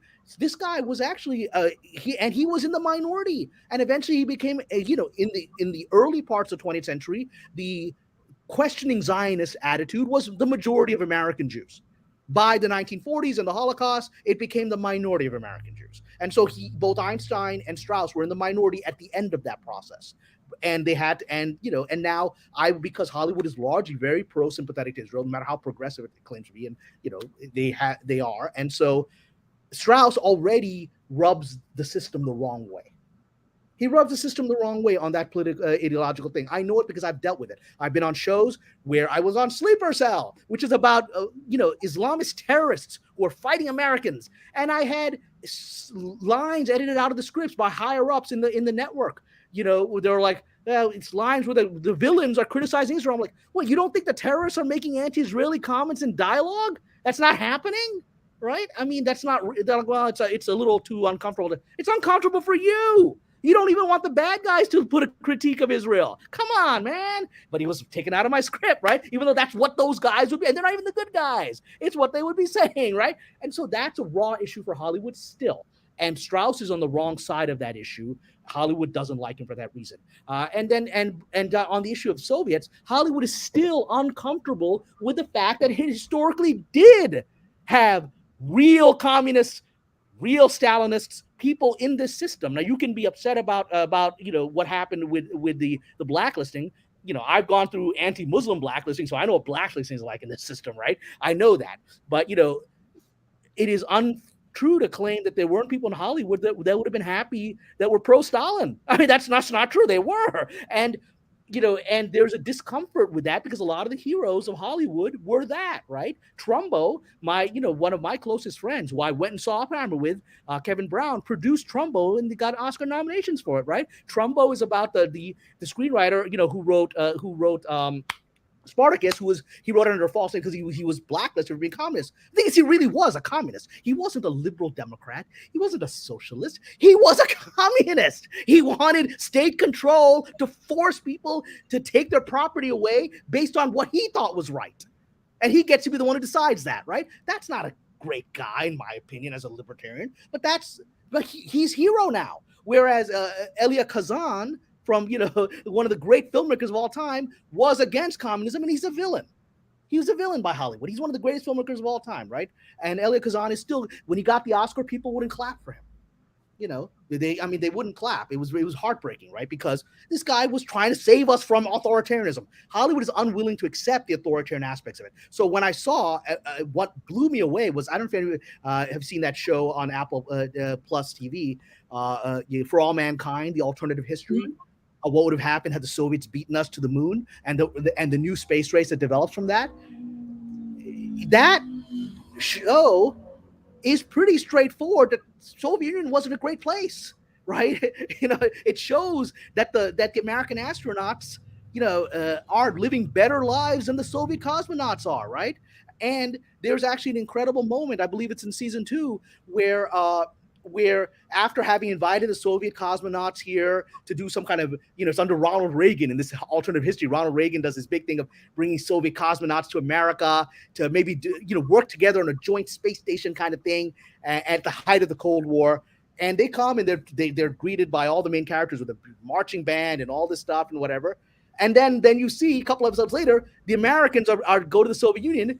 And they arrive, and it's dark, and they're immediately arrested by the KGB, and they're searched, and they're put inside essentially cells, because that's what would happen, right? They didn't get the same warm treatment. And so whatever imaginary thing they had about the Soviet Union was, this show shows, it's not the same as our country, and frankly, with all the flaws of this system, it's still better than that system, right? And so this is the discomfort Hollywood has with those issues. Louis Strauss and any critique of Oppenheimer is reflecting the very class and politics of the people that have been behind Hollywood for 60, 70 years. Interesting. Catherine, was there ever a chance that Oppenheimer was going to receive a Nobel Prize? We know he was nominated many times, and they even kind of point out the notion of him possibly getting one. Was that ever a realistic expectation? If he had lived long enough for black holes to be discovered, I think, yes, he could have gotten one because he was the first one to propose that, which the film shows, but he didn't live that long. But that's about he wouldn't have gotten one, for the Manhattan Project, because, again, that was something that was the work of, dozens of top-tier scientists. And whereas I think that something else the movie doesn't mention, but I think it's really a great irony that Isidore Rabi, more or less the moral compass, who's not really proud of anything that they're doing, he invented magnetic resonating, which people who followed him turned that into MRI, which is obviously extremely helpful for society and civilization. But they're not making the movie about him. Well, they're not making a movie about Enrico Fermi either. Fermi has one line of dialogue, and he was. I mean, he's that the chain reaction was possible. So, well, and he did the first nuclear reactor, because again, he's parallel to Heisenberg. Heisenberg is working on an energy project. He's working on a nuclear reactor. Fermi's working on a nuclear reactor. Oppenheimer's like, let's create a bomb. The way he says it's always like in awe. The bomb. Well, the other thing is that when he corrects what's his name, who refers to it as the bomb, he's like, no, the gadget. Yeah. And to this day, that's still on the record because he didn't want to call it a bomb. It's like he's trying to already divorce himself from what he's actually doing because he's scientifically interested in doing it, because he's like, oh, well, we're going to kind of like when he interrupts the meeting in early May 1945 when they're like, oh, our enemy, the Germans, are defeated. So there's no reason to do the war, blah, blah, blah. And it's like, and he points out, well, what about Japan? And he says, oh, well, yeah, their defeat seems assured. And it's like, well, yeah, but what you're going to have to extol to get that defeat. And I agree with Darth Plato. The reason that they ultimately were going to drop the bombs wasn't that they realistically expected it was going to provoke surrender, but it was further preparing for downfall. Because not most people don't know this, but the second target for the atomic bombing was supposed to be Kokura, which was the largest Japanese military base and military munitions factories in the country. But they'd first scheduled that for August 11th. Weather forecast forced them to move it up to August 9th. But then they didn't take into account all the shifting winds for the smoke from neighboring air raids over neighboring cities that made getting a visual drop impossible. And they had explicit orders that it was only by visual drop only, not radar. And so they doubled back to Nagasaki, and it was only at the last second that they dropped it, and it landed 1.5 miles northwest of the target area in the Urakami Valley, which is why, even though it was a much bigger bomb, being plutonium-based, it didn't have as many casualties. But most of the people killed were the munitions workers at the two Mitsubishi munitions factories in Nagasaki, which were mass-producing materials to send down to Kyushu for the anticipated Allied invasion. And they again, they didn't think that this was going to induce surrender, but it's like but they still felt obligated, to specify what the terms of surrender were, which they did. But the idea that even the scientists on the Manhattan Project who spent billions of dollars for this, oh, we're fine dropping it on the Nazis, and then one of them says, oh, we can't justify dropping this on human beings. Like, but you were just clapping when she said, oh, well, the Germans are defeated, so we don't need it anymore. It's like, well, obviously there would be collateral damage if you dropped it in Germany. It's like, did you not think that mattered? And so I wonder if, racism probably plays a lot into that. It's like, oh, well, who cares about all of the people who are suffering under, Japanese occupation? Because per the island hopping campaign, we didn't have the ability to invade all the different territories that they took over. Even Stalin at the Tehran conference says, look, he's not in favor of a full-scale invasion of Burma to get the Japanese out of there. He's like, that's equivalent to jumping into a shark-infested waters with a little fist gun. He's like, it's not gonna work. And so that's things that like Harry Truman was thinking about. The movie doesn't portray him very fairly either. Kind of, Gary Oldman does this very Southern hick type portrayal, but he actually put a lot more thought into it because he realized that if this war doesn't end soon, not only are you looking at the complete economic collapse of Southeast Asia, you're looking at the economic collapse of Japan. And obviously, the more destruction that is done to Japan's infrastructure and the more civilians that die there, the harder it's going to be to rebuild post-war Japan. And the United States and the United Kingdom and the Soviet Union all underestimated China as allies during the war. And so, and part of that was because, racism, coupled with the fact that they were still having a civil war with the communists there.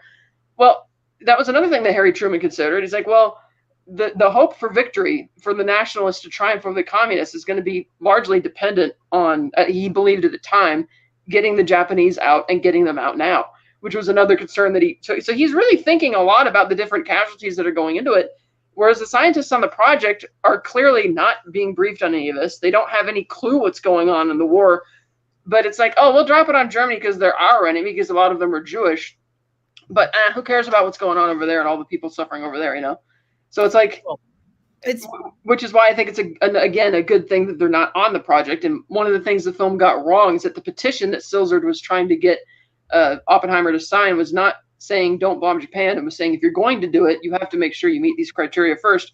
And even though the petition never made it to Truman's desk, it ends up that the petition's demands end up being that you have to issue the declaration and enough time has to pass for it to be reasonable, and both of those conditions ended up being met. Yes, certainly, Catherine, and I agree with everything you said, and it is very interesting. And I'm wondering, it's a question that everybody is asking about this film, who's seen it, is why haven't we seen the events that happened in Japan after the bombs have been deployed? Why haven't we seen that? In both of your opinions, why do you think that was not included in this film? And do you think it would have changed the film dramatically in any way? Okay, so I want to address that, and I want to bring that to a bigger issue, where it's going to be my other controversial thing that will probably upset people in the chat, because I know there's people in the chat whose grandparents fought in World War II or fathers fought in World War II. So I'm going to have some strong opinions about the Japanese, or at least the Pacific fighting. Right? These are just my opinions. So let's talk about broadly, structurally, why it was done. Structurally, I understand why it was done, because the entire movie is supposed to be his point of view, as some people in the chat are pointing out. Right? So we never really see anything that is outside of his point of view. We only meet Heisenberg when we see him meet Heisenberg, right? We don't see what Heisenberg is working on, right? Everything is, he's essentially there throughout, this film. And so the point, there's that moment where the general, where he's like, after the bomb is being shipped off, he's like, I should come, Oppenheimer says to General, I should come to Washington, D.C. with you. And for what? And they tell you from here. Yeah. You just stay here. And then they don't call him until after he hears about the bombing from the radio, like everybody else does when Truman announces it. I mean, this guy created the bomb and he doesn't know anything, and he doesn't know what's going on. So I understand the dramatic point of view of doing that, right? That makes sense if you're only thing. And then they tried to cover it by showing his imagination of what it would have done to people around him, right? When he sees their skin melting and all that, right? In his imagination. So that's, I think, valid from a storyteller's point of view. Personally, I don't think it needed that strict a law, especially because you break that law, because the entire other storyline, he's not in it at all, right? The Strauss confirmation hearing, he's not there. He's there as a ghost, right? He's not present in the room. So you've already broken the rule of that. So I think you could have shown the Japanese the impact on Hiroshima, Nagasaki. I think could have shown it, but I think there is a deeper issue, which is where I'm going to get into my controversial stances. I think that there's incredible American discomfort with the whole story of Japan, because most Americans don't know the full story of how we got into the war, right? Which is, there's a lot going on. The Japanese were certainly expansionist imperialists. They were taking over China, Manchuria. They were going into other parts of Asia. They were occupying parts of Malaysia and all this. And so, I mean, they were a military expanding empire. But we talk about that as if that wasn't normal for the time. It's all military empires. What was World War I? It was all military empires. They were all amoral conquerors. World War I is the most amoral war of all these imperial conquerors. And what is the end result of that? Is that one group of imperial conquerors wins and conquers more countries. So you've got the British and the French taking over the entire Ottoman Empire and humiliating it and crushing people and creating. Everyone's talking about the Middle East is a basket case, right? It's been like that for centuries. No, it's not been like that for centuries, because the Ottomans kept the peace for 600 years, right? So this is the chaos of the Middle East, is the creation of the Pike-Seco treaty, right? That was created with the British and the French, divided up the Middle East after World War I and essentially ravaged it and created all of the current problems. Modern Iraq was created by the British and French by literally, Churchill created the borders on the back of an envelope. And he's like, and somebody told me, you're dividing up Kurdistan, which exists as a province under the Ottomans, with its own identity. You're dividing it up between three countries, and they have no representation. I was like, yeah, good, they'll fight each other. And he did that on purpose, right? All of the current problems these guys created. They weren't heroes, in my opinion. And you saw that in Lawrence of Arabia. At the end, Lawrence realized he's working for the bad guys. When King Faisal tells him, you lie better than they do, right? Okay, because they're all betrayed them. And so I don't see him, there's zero guilt in America about siding with the British and the French, who destroyed the Middle East and North Africa. We don't even think about it. We sided with these vicious imperialists. To be honest, World War I, the Germans weren't really that imperial. They weren't running around all over the place, right? The way the British and French were, right? Their goal wasn't to take the Ottoman Empire, right? And so it's a really bad group of imperialists won World War I and set in motion World War II. Granted, it's all imperialists, right? So the Japanese were like, they now have a new economy. They have this new modern technology, open up the world, and the whole world is empires. And they're like, shit, man, guess what was happening here? We've got the Soviet, the Soviet Union expanding into our sphere of influence. We've got America, which is there's across the Pacific Ocean. But suddenly in the 1800s, it decides to overthrow Hawaii, which is an ally. The Marines just come in and take over for no reason except to basically give the Dole family the right to control all of it. This was completely illegal, but they just took over Hawaii and then called the president and said, "We have Hawaii now. What do you want us to do about it?" It's like, I guess we'll make it a province now, eventually a state. The Hawaiians had no choice in this. This wasn't America at war with Hawaii. We overthrew this country for no reason. We were allied with them. We just sent in our and then we fought the Spanish in Southeast Asia and took over the Philippines. And most Americans don't remember we were occupying the Philippines militarily for decades, and we crushed the resistance, much like what happened in Iraq. Right? There were people saying, "What the hell is happening?" You go back and read in the early 1900s. A lot of people are like, "Why are we occupying the Philippines? Why is America in Southeast Asia controlling a country?" And there's a lot of people we did that. And the Japanese are like, damn, they went for Hawaii. They took over the Philippines. They're coming for us too, right? And so what do? They start expanding, right, out of their island, and because they're an incredibly organized society, when they left their island, they start conquering really fast, right? And a lot of it was incredibly vicious. We've talked about it. I mean, I'm not saying the Japanese were heroic imperialists. They weren't. They were as vicious as the British and the French were. And so they were doing that, but there was also doing one thing, which may be propaganda, but people believed it. They were also, their rallying cry was, "We're going to free you from these colonialists." That was all over India because the British had controlled India for 2 centuries and had made a basket case of what the richest country in the world, right? And so now a lot of Indians were like, "Yeah, the Japanese are going to free us from the British," right? And so were they really villains in the eyes of those people? Certainly people being occupied in Malaysia didn't really think these guys were heroes, but there was an image that we are here to liberate you. That was a story. And then how do we respond? We didn't respond to the British unjustly taking over the Middle East and the French doing that and ruining these perfectly stable societies and ruining them for another century. We did nothing to them. We supported them because they looked like us and we culturally identified with them, right? Whereas the Japanese are doing the same thing in Southeast Asia. What do? We cut off their oil supply to stop them from doing it. We didn't cut off no oil supply from the British to get them out of India or the Middle East, right? And their occupation. We didn't do that. We didn't do that to the French. We did it to the Japanese. And what are the Japanese going to do when you cut off their oil supply? Guess what happens when someone cuts off your energy supplies, or you're afraid they're going to cut off energy supplies? You attack. And I've made this argument. People said, "You're claiming, that oil is the same as blood." Guess what? Oil is the same as blood. Ask 2 million dead Iraqis, right? Ask 2 million dead Iraqis that we wanted to take their oil, weapons of mass destruction, blah, blah, blah. We all knew at the time it was a story. And we knew that we wanted their oil. We wanted our guys controlling that oil. The very first thing that American troops did when they entered Baghdad, right? The very first place they went is they went to the oil ministry, put a gun to the oil minister's head and said, "Oh, guess what? You try to reprice oil in euros, you're going to reprice it in dollars because our entire currency is based on being linked to oil now, right? So we can't." Saddam had decided to price it in euros. We're like, "Nah, that's going to screw up our currency." Another reason to take the country. That's the first thing we did. So this is and in no way am I saying that the Japanese Imperial Army was heroic. I'm saying this is a world of fighting empires. And because Americans cannot face, it's for them, it's easy. Nazis, bad guys. What happened is Japan is too complex. They can't face that we did a lot of mistakes there, did a lot of wrong things in there. And the end result was we're in this terrible conflict, right? And if the Japanese aren't as the same kind of villains ideologically as the Nazis, if they're just another empire like the British or the French conquering, do they deserve to be nuked? I mean, did London deserve to be? I mean, if the Pakistanis had a nuke, should we have dropped it on London to get them out of the subcontinent, right?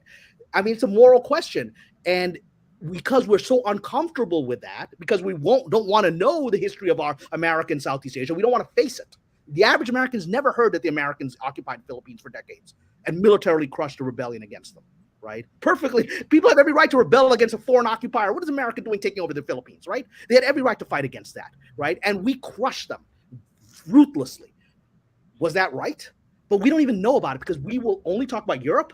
We won't talk about Southeast Asia because it's too gray for us to deal with. So yeah. I'm sorry to offend people, but that's my heartfelt opinion. Yeah, like even on most people have forgotten this date, but March 9th, 1942, was the end of 350 years of Dutch colonial rule in Indonesia.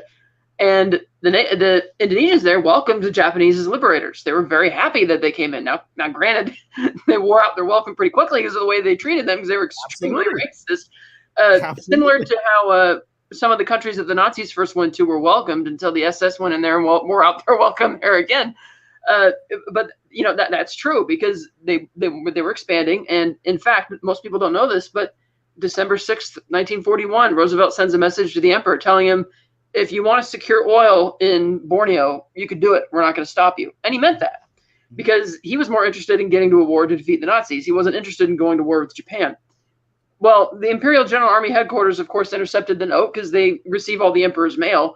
And they thought about this seriously. And they thought that, well, we could take him at his word, but what if we establish our control down there with the oil, and then the Americans change their mind and then try and use their navy to cut us off? Which is why they didn't send the message through and decided, no, we're going to go through and, bomb the Marshall Islands and Pearl Harbor first, under the belief that they will capitulate. And then, of course, that didn't happen. And, we're off to the races.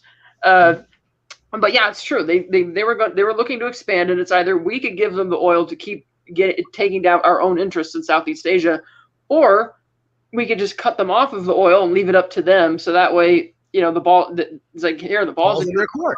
Stop it. Because what are you going to do now?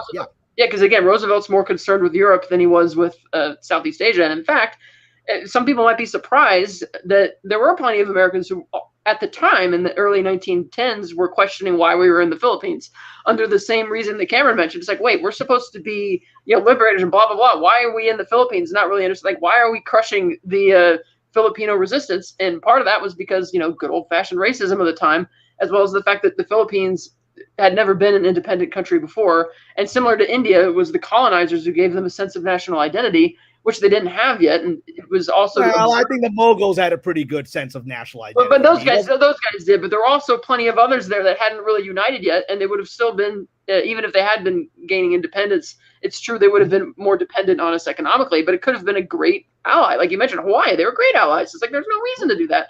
Another thing is...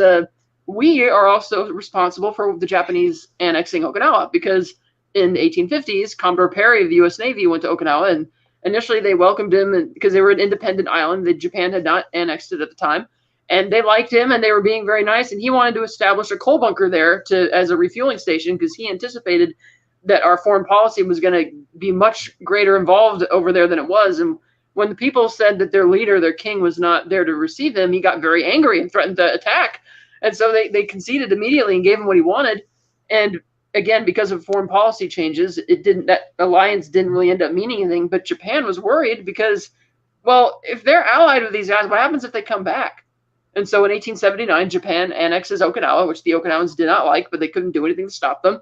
And so the Japanese start immigrating there, and it becomes much more of a Japanese type society. But, we started that. And by sending them over there, even early when he went to when the same Commodore Perry went to Chichijima, it was the first time that people there had seen, an American Navy ship, and were probably completely awestruck by it. And so it's letting the other ports of the world see, okay, the technology is catching up with us. And of course, the Japanese had always had their differences with the Russians and the Chinese.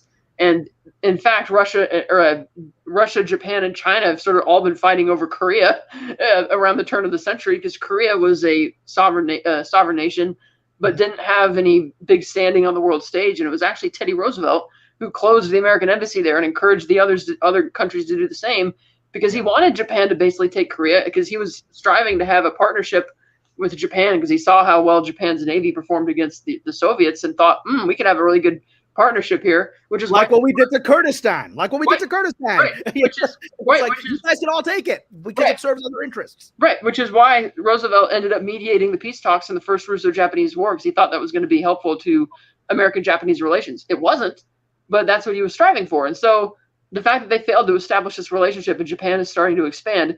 And granted, yes, to people's point in the comments, yes, we're not saying that the Japanese were, morally justified in the way they treated people. I'm not saying that at all. We're not saying that at all. Ugliness in this whole situation. Yeah, and there's grayness that we're not willing to face. That's all I'm saying.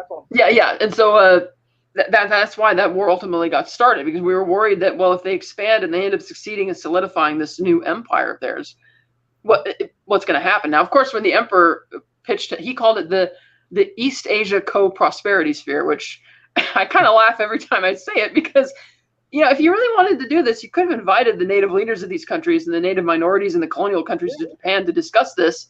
And instead, you were toppling not just the colonial governments, which frankly is a good thing. I mean, the downfall of the British Empire, the downfall of the Dutch Empire, the downfall of these empires coming out of World War II was a good thing for the world. But it's not like Japan was interested in unifying all these countries under a uniquely Asian That was banner. their propaganda. That was their propaganda. So liberate you. Yeah. Should any of that have been included in the film? Should there have been that point of view in the film? Well, I think the fact that the movie goes out of the way to say that, Stimson says we bombed a defeated nation. Oh, well, the bomb, who really cares about Japan's defeat seems sure. It's like, well, no, because the timetable for their defeat, keep in mind, we didn't know that if, let's say Operation Downfall succeeded. There's no guarantee that the emperor isn't going to follow the Bushido Code himself and never surrender and would prefer to die fighting, in which case you don't get all those other Japanese insurgents in the different territories surrendering. So it's like to say that, oh, well, yeah, their defeat is assured. I'm like, yeah, if it's like a rational country, which would have surrendered or at least sued for peace long before, given the abject terror that we had been visiting upon them, which is the, Operation Meeting House, Operation Starvation. And Truman was very careful to not educate people about that. He kept pushing the narrative of the bombs because he figured that would be an easier pill for people to swallow than what we had already been doing there. And he didn't want people to know about that. The average person didn't know. Right. Even to this day. I mean, destroyed already by regular bombs. I was talking to a prospective professor at UC Berkeley about this about 5 years ago, and they were completely slack-jawed when I told them about this and showed them the pictures of the aftermath on my phone. They couldn't believe it. Because, and this question is for you, Catherine. Did they do a good job of explaining what the mindset was for let's say for even the average American during World War II? Did they do a good job of explaining what the mindset was for an American in this movie during that time? Well, like in terms of their feelings at the end of the war, yes, when he mentions that, Pearl Harbor and 3 years of brutal fighting in the conflict buys you a lot of latitude with the American people, and also the desire to bring everyone home, the fears of the casualty rate for downfall, the fear that we're going to go bankrupt before then, and this, which a lot of revisionists have downplayed. For instance, Soviet Union did not have the capability or the intention of invading the Japanese home islands because they wanted to shore up the Eastern Bloc because they knew the Cold War was coming. Even our own War Department knew that was going to happen. And in fact, we had to furnish the Soviet Union with 148 Navy ships and train 12,000 of their own sailors how to use them just so they can invade Sakhalin Island and Kuril Islands, because they just didn't have the ability to do that. And Stalin had told us as early as October 1944 that if I invade Japan, there have been talks about this going back years when they were the Allies, he's like, I can't do it until Nazi Germany is defeated. And even then, not until 3 months, because Soviet Union lacked the infrastructure to expediently relocate its military all the way across Siberia. And so it was no surprise to us that he was going to invade and declare war 3 months to the day, like he said, after VE Day. And when the invasion came of those territories, those islands that he invaded were uninhabited. It only had Japanese military, which is why those islands are still fiercely debated over Japan and Russia to this day. And so we didn't care if he took those or if he wanted to permanently annex them because they were uninhabited before the Japanese military went there. So the narrative that, we needed to do this before the Soviets no, Soviets were never going to invade.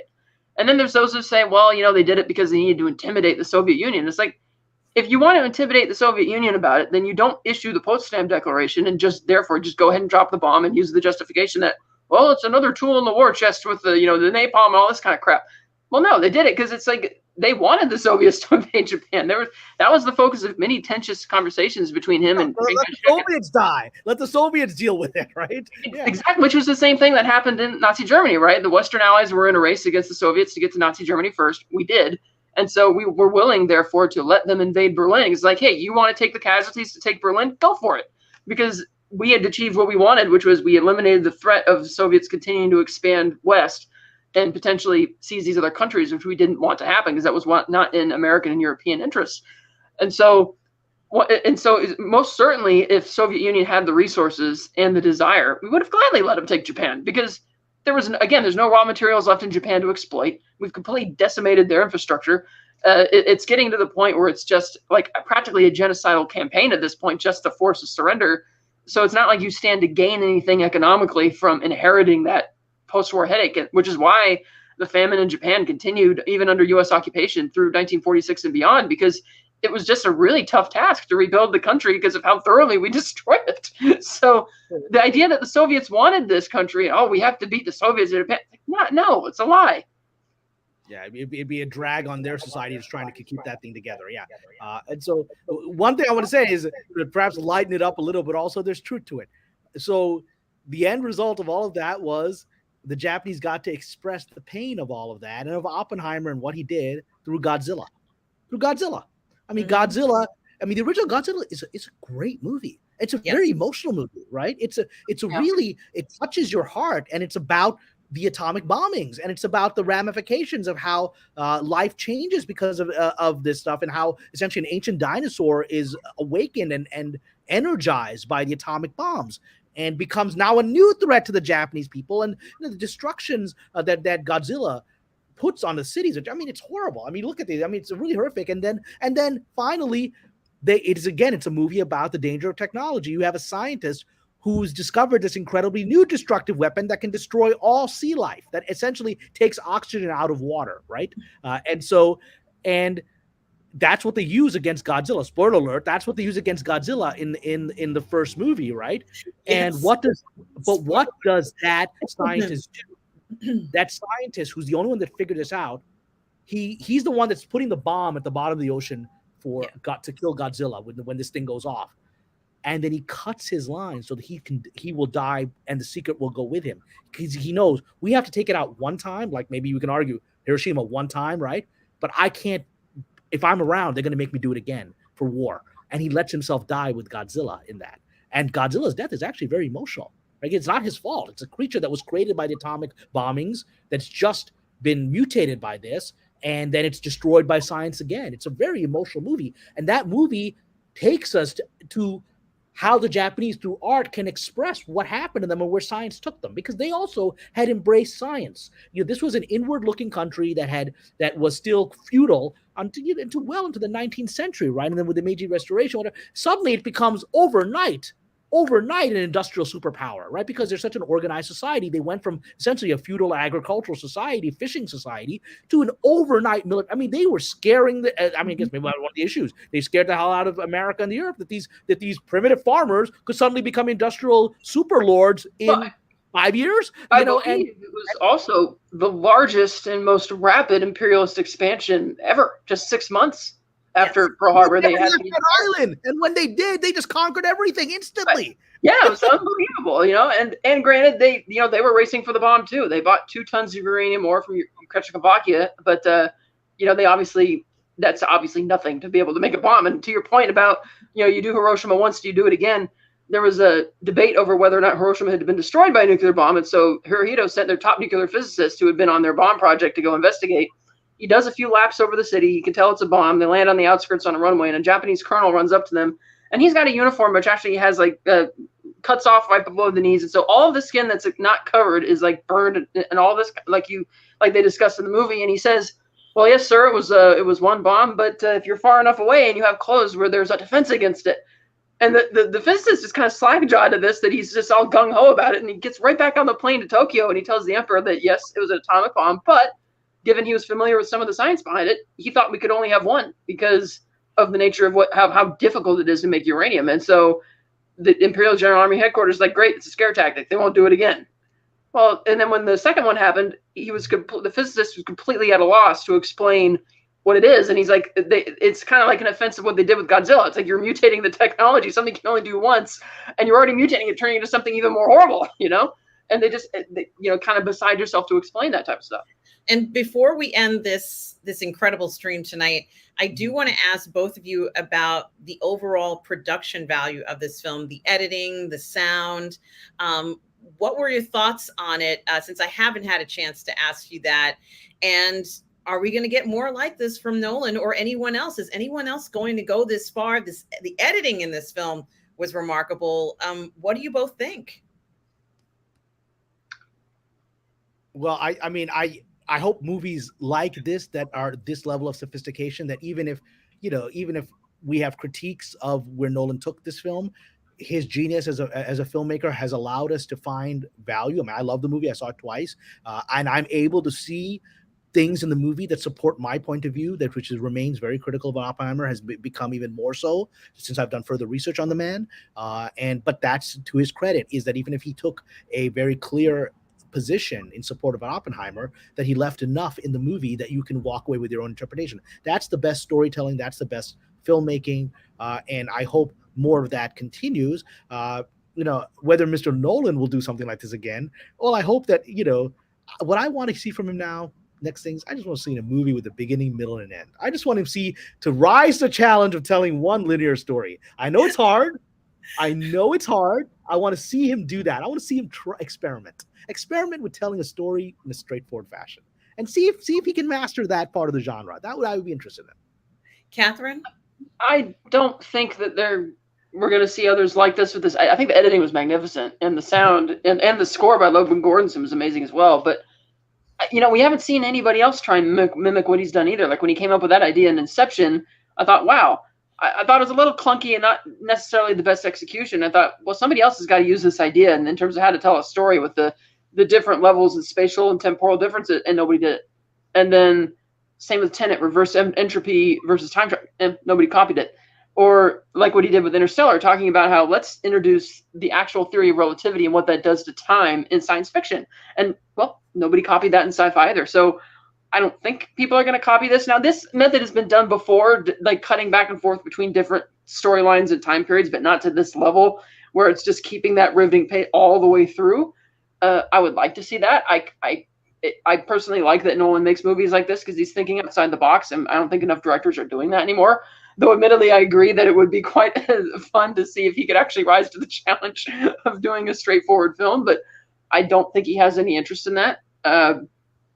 But yeah, I think this movie is very good, and if you know your history, you can still enjoy it. Well, because again, they don't, like most people, I think, in the theaters that I saw it in, were kind of took a breath when they found out that he was, having an affair with Ruth all those years, and they couldn't really believe it because the movie just wants to pancake over that type of stuff. Sort of like to your point of why do you think they didn't show the bombings? Well, one, it's his subjective viewpoint; he wasn't there, but there actually was a scene where the scientists on the Manhattan Project are watching the video of the post-war footage on screen, and the scientist is narrating, talking about how the radiation progressed over the days, but they don't show what's on the screen. And I think that's because Nolan is very actively trying to paint a sympathetic portrait of Oppenheimer and paint him as somebody who's mournful of what happened, and doesn't want you to turn against him. And he knows those types of images are powerful enough that it probably will get you to think twice about it. Case in point, nobody really knew where he really stood on it, even though he never, throughout his life, even in 1964, he told a playwright that, look, you're trying to dramatize my life in this hearing as a tragedy, and it's not. He continued to be embraced by academia, scientific community. He continued to have a very successful post-war life, but the movie doesn't address that and makes it seem like this Promethean-level tragedy because, of course, that's going to sell more movie tickets or sell more books in the case of the book it's based on. And so the art sometimes gets in the way of the truth. Like that old adage goes, never let the truth get in the way of a good story. And sometimes there are casualties, like Lewis Strauss, unfortunately, in this case. Mm-hmm. And it is very interesting to hear both of your comments on that because, this stream that we did today was about the impact of Oppenheimer, and clearly it is a huge impact. It's already impacting Capitol Hill. In fact, the movie has renewed discussions that New Mexico residents should be included in the compensation acts for the Trinity test, because there's people who them and some of their kids even came down with radiation, and because of the amount of tests they did. And before, nobody really ever gave the Trinity test a second thought because the areas out there weren't very well developed at the time. Well, now some of the areas are, and they were never considered in the downwinders like everybody in other places around the world, like the Marshall Islands in particular, when you had the Castle Bravo test. My God. But this movie has already inspired that petitions on Capitol Hill and politicians, some of them are listening, that we should probably include the residents of New Mexico in those compensatory packages. And well, the movie had the greatest laugh in the movie. I'll say the greatest laugh in this very serious movie, right? The greatest laugh is during the Truman scene where when Truman says, well, what should we do with Los Alamos? And Oppenheimer says, well, give it back to the Indians, right? And then Truman just stares at him blank face because that never occurs to the American government ever. That idea has never once occurred to the American government and never will. So I hope the New Mexican residents will get some justice out of this. But we broke every single treaty we ever made unilaterally with the Indian tribes, every single one. They went along with it. They signed it. They said, we'll go along with it. They're like, yeah, we still need the land. Okay, we're breaking this. You're off. Get out of here. I mean, that's our history with these poor people. So God bless them. And I'm kind of curious, and I want to get both opinions from both of you about what we're seeing. Obviously we discussed Oppenheimer in a great amount of detail, and we could probably go on for several hours more. There's a lot more that I actually want to ask both of you, but we don't have the time. But I did want to mention that we did mention the Barbie movie, and another film that I kind of just want to bring up briefly is The Sound of Freedom. 3 very unique films. One was produced, 5 or 6 years ago. It came back.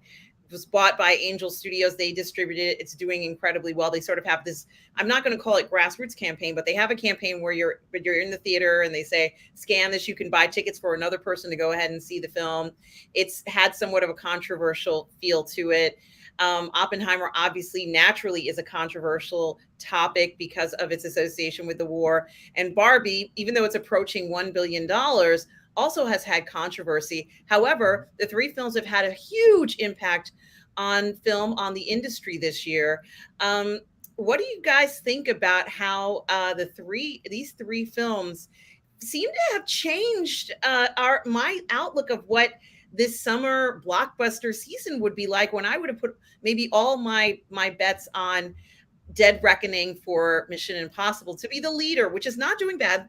It's not doing bad, but certainly we're seeing somewhat of a more varied, what we used to know, varied movies that come out in the summer. What are your thoughts industry-wise in these 3 films that seem to have grabbed so many people's attention and certainly delivered in the box office in satisfaction from the viewers and also monetarily?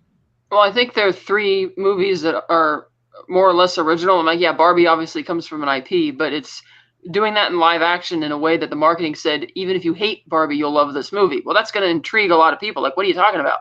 And just people questioning from watching the trailer, even like, what is this movie about? That creates an era of mystery around it, which a lot of these other summer big blockbusters had none. And Oppenheimer, based on a real person, but it's from Christopher Nolan. So you got that going for it. And it's the mystery of, well, how's he going to apply his obsession with time with this for a biopic? And well, we saw how he did that. And then with Sound of Freedom, it's it's catering to the faith-based crowd, which is a always underrepresented, underestimated box office crowd, as well as some of the others out there. So it's building its momentum as well as being good and being its own original thing. And then there are a couple of other minor original, but all the other big movies this year have been IP, very predictable. Lots of overabundance of bad CGI with no ideas, just Hollywood regurgitating blockbuster crap. And these 3 movies did something different. Yep. And so it captured something. And I'm just going to add a very brief thing on that, on top of what Catherine said, which is that I've been predicting this for some time, that the 2020s would be the rebirth of cinema, that we're about to enter an era, like the 1970s of incredible new filmmakers, incredible new storytelling. People have been despairing for the last several years about the quality of stories that have been told. I've been saying for several years now, the 2020s will change everything, and we're going to have an incredible new era. And this year is the beginning, 2023. Yeah, I would agree with both of you. And I do want to thank both of you for being here tonight to talk about the impact of Oppenheimer, which seems to just be having such a huge effect over the world. It is a worldwide effect. Mm-hmm. And I think it's fantastic, especially since it does talk about history, which is something I'm passionate about. The 3 of us are passionate about, but I especially am passionate about too. I love films that decide to go ahead and take on historical context like this. It's been a long time since we've seen something like this. People are saying that there's going to be Oscar awards and wins.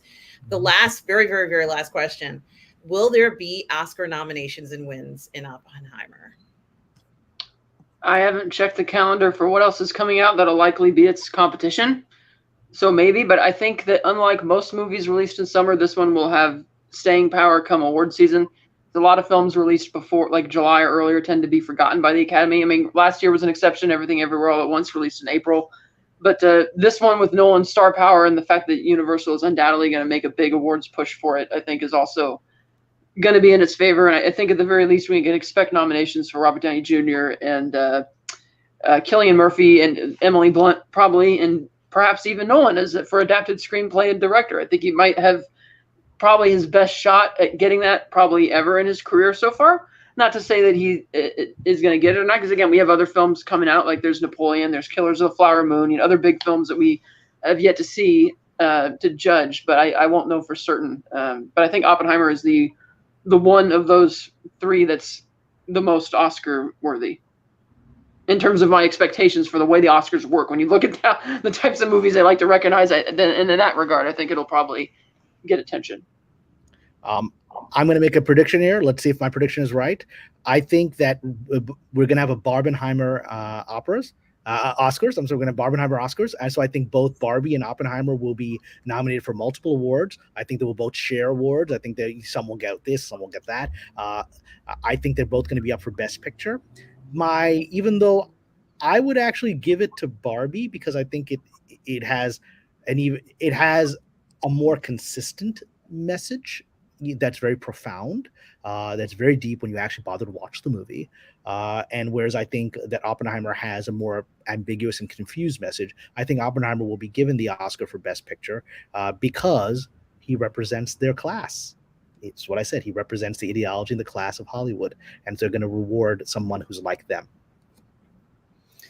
Well, thank you both for answering that, and I pretty much agree with everything you said in regard to these nominations. I'm incredibly excited to see who gets nominated next year. So I'm just really I haven't been this excited in ages.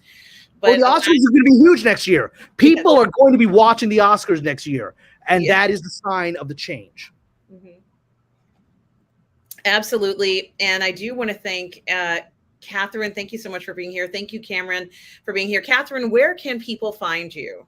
You can find me at Slice9, Twitter, Instagram, YouTube. Find me on the Phantasmagorium show. Thanks, Tom, for putting the link in the chat.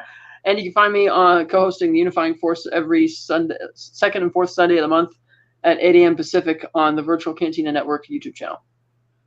Excellent, guys. So please do check out Catherine there. She will be back here on the Ver Network and on Positive Fandom. So have no fear. Catherine and Cameron will be back. Cameron, where can people find you? People can find me. Best place is on my Patreon, which you are a lovely member of. So you've seen what it's all about. It's a great place. So my ideas on everything from screenwriting. I share my screenwriting method. People can consult with me on their own projects. I share inside Hollywood gossip, and we've created a very, very fun community. On August 24th, it will be it will be the end of 2 years on Patreon, and we have this incredible community of lively, interesting, intelligent people, not always agreeing, but bringing new insights. It's not your standard sort of like angry chats on a YouTube channel, which would never happen on the Ver Network or Positive Fandom, because you always have intelligent people. But the kind of discussions that we're not seeing outside of a few channels like this are regular on my channel, on my Patreon. So I'll throw a link. I know you've kindly put the links in as well, but please join me there. Help me get to 400. We're very close to 400. I would love to get to 400 by my 400 members by my second anniversary. So let's see if we can do it. Absolutely, everybody. Please subscribe to Cameron's Patreon. Cameron shares some fantastic tips if you're a writer about his Pasha method of writing, which is absolutely fantastic. So if you are a writer and you want to start off, that's a great place to start off at. And you can also reach out to Cameron for assistance as well. So certainly do subscribe to his Patreon. I also want to say, Tom Jr. Jackson, thank you. Guys, make sure you subscribe to Tom Jr. Jackson's YouTube channel as well. Thank you, Tom. We are all good people. I so appreciate it. And also subscribe to my channel, Positive Fandom, and the Ver Network, everybody who is here. I want to thank everybody who showed up tonight. This has been such a wonderful discussion about the impact of Oppenheimer. Clearly, it is changing the conversations that people are having worldwide. What a great time for Hollywood and entertainment. I know there's a strike and we're hoping that will end soon. But what a celebration this has been for this film and for the Barbie film and for The Sound of Freedom. It really is an amazing time. So just so happy that you all are here in the chat. I hope everybody is well. Again, thank you, Catherine Cook, for being here. Thank you, Cameron Pasha, for being here. And thank you, everybody in the chat, also for turning out tonight. And guys, remember, no matter where you are in the galaxy, always remember to please be kind. Take care, everybody.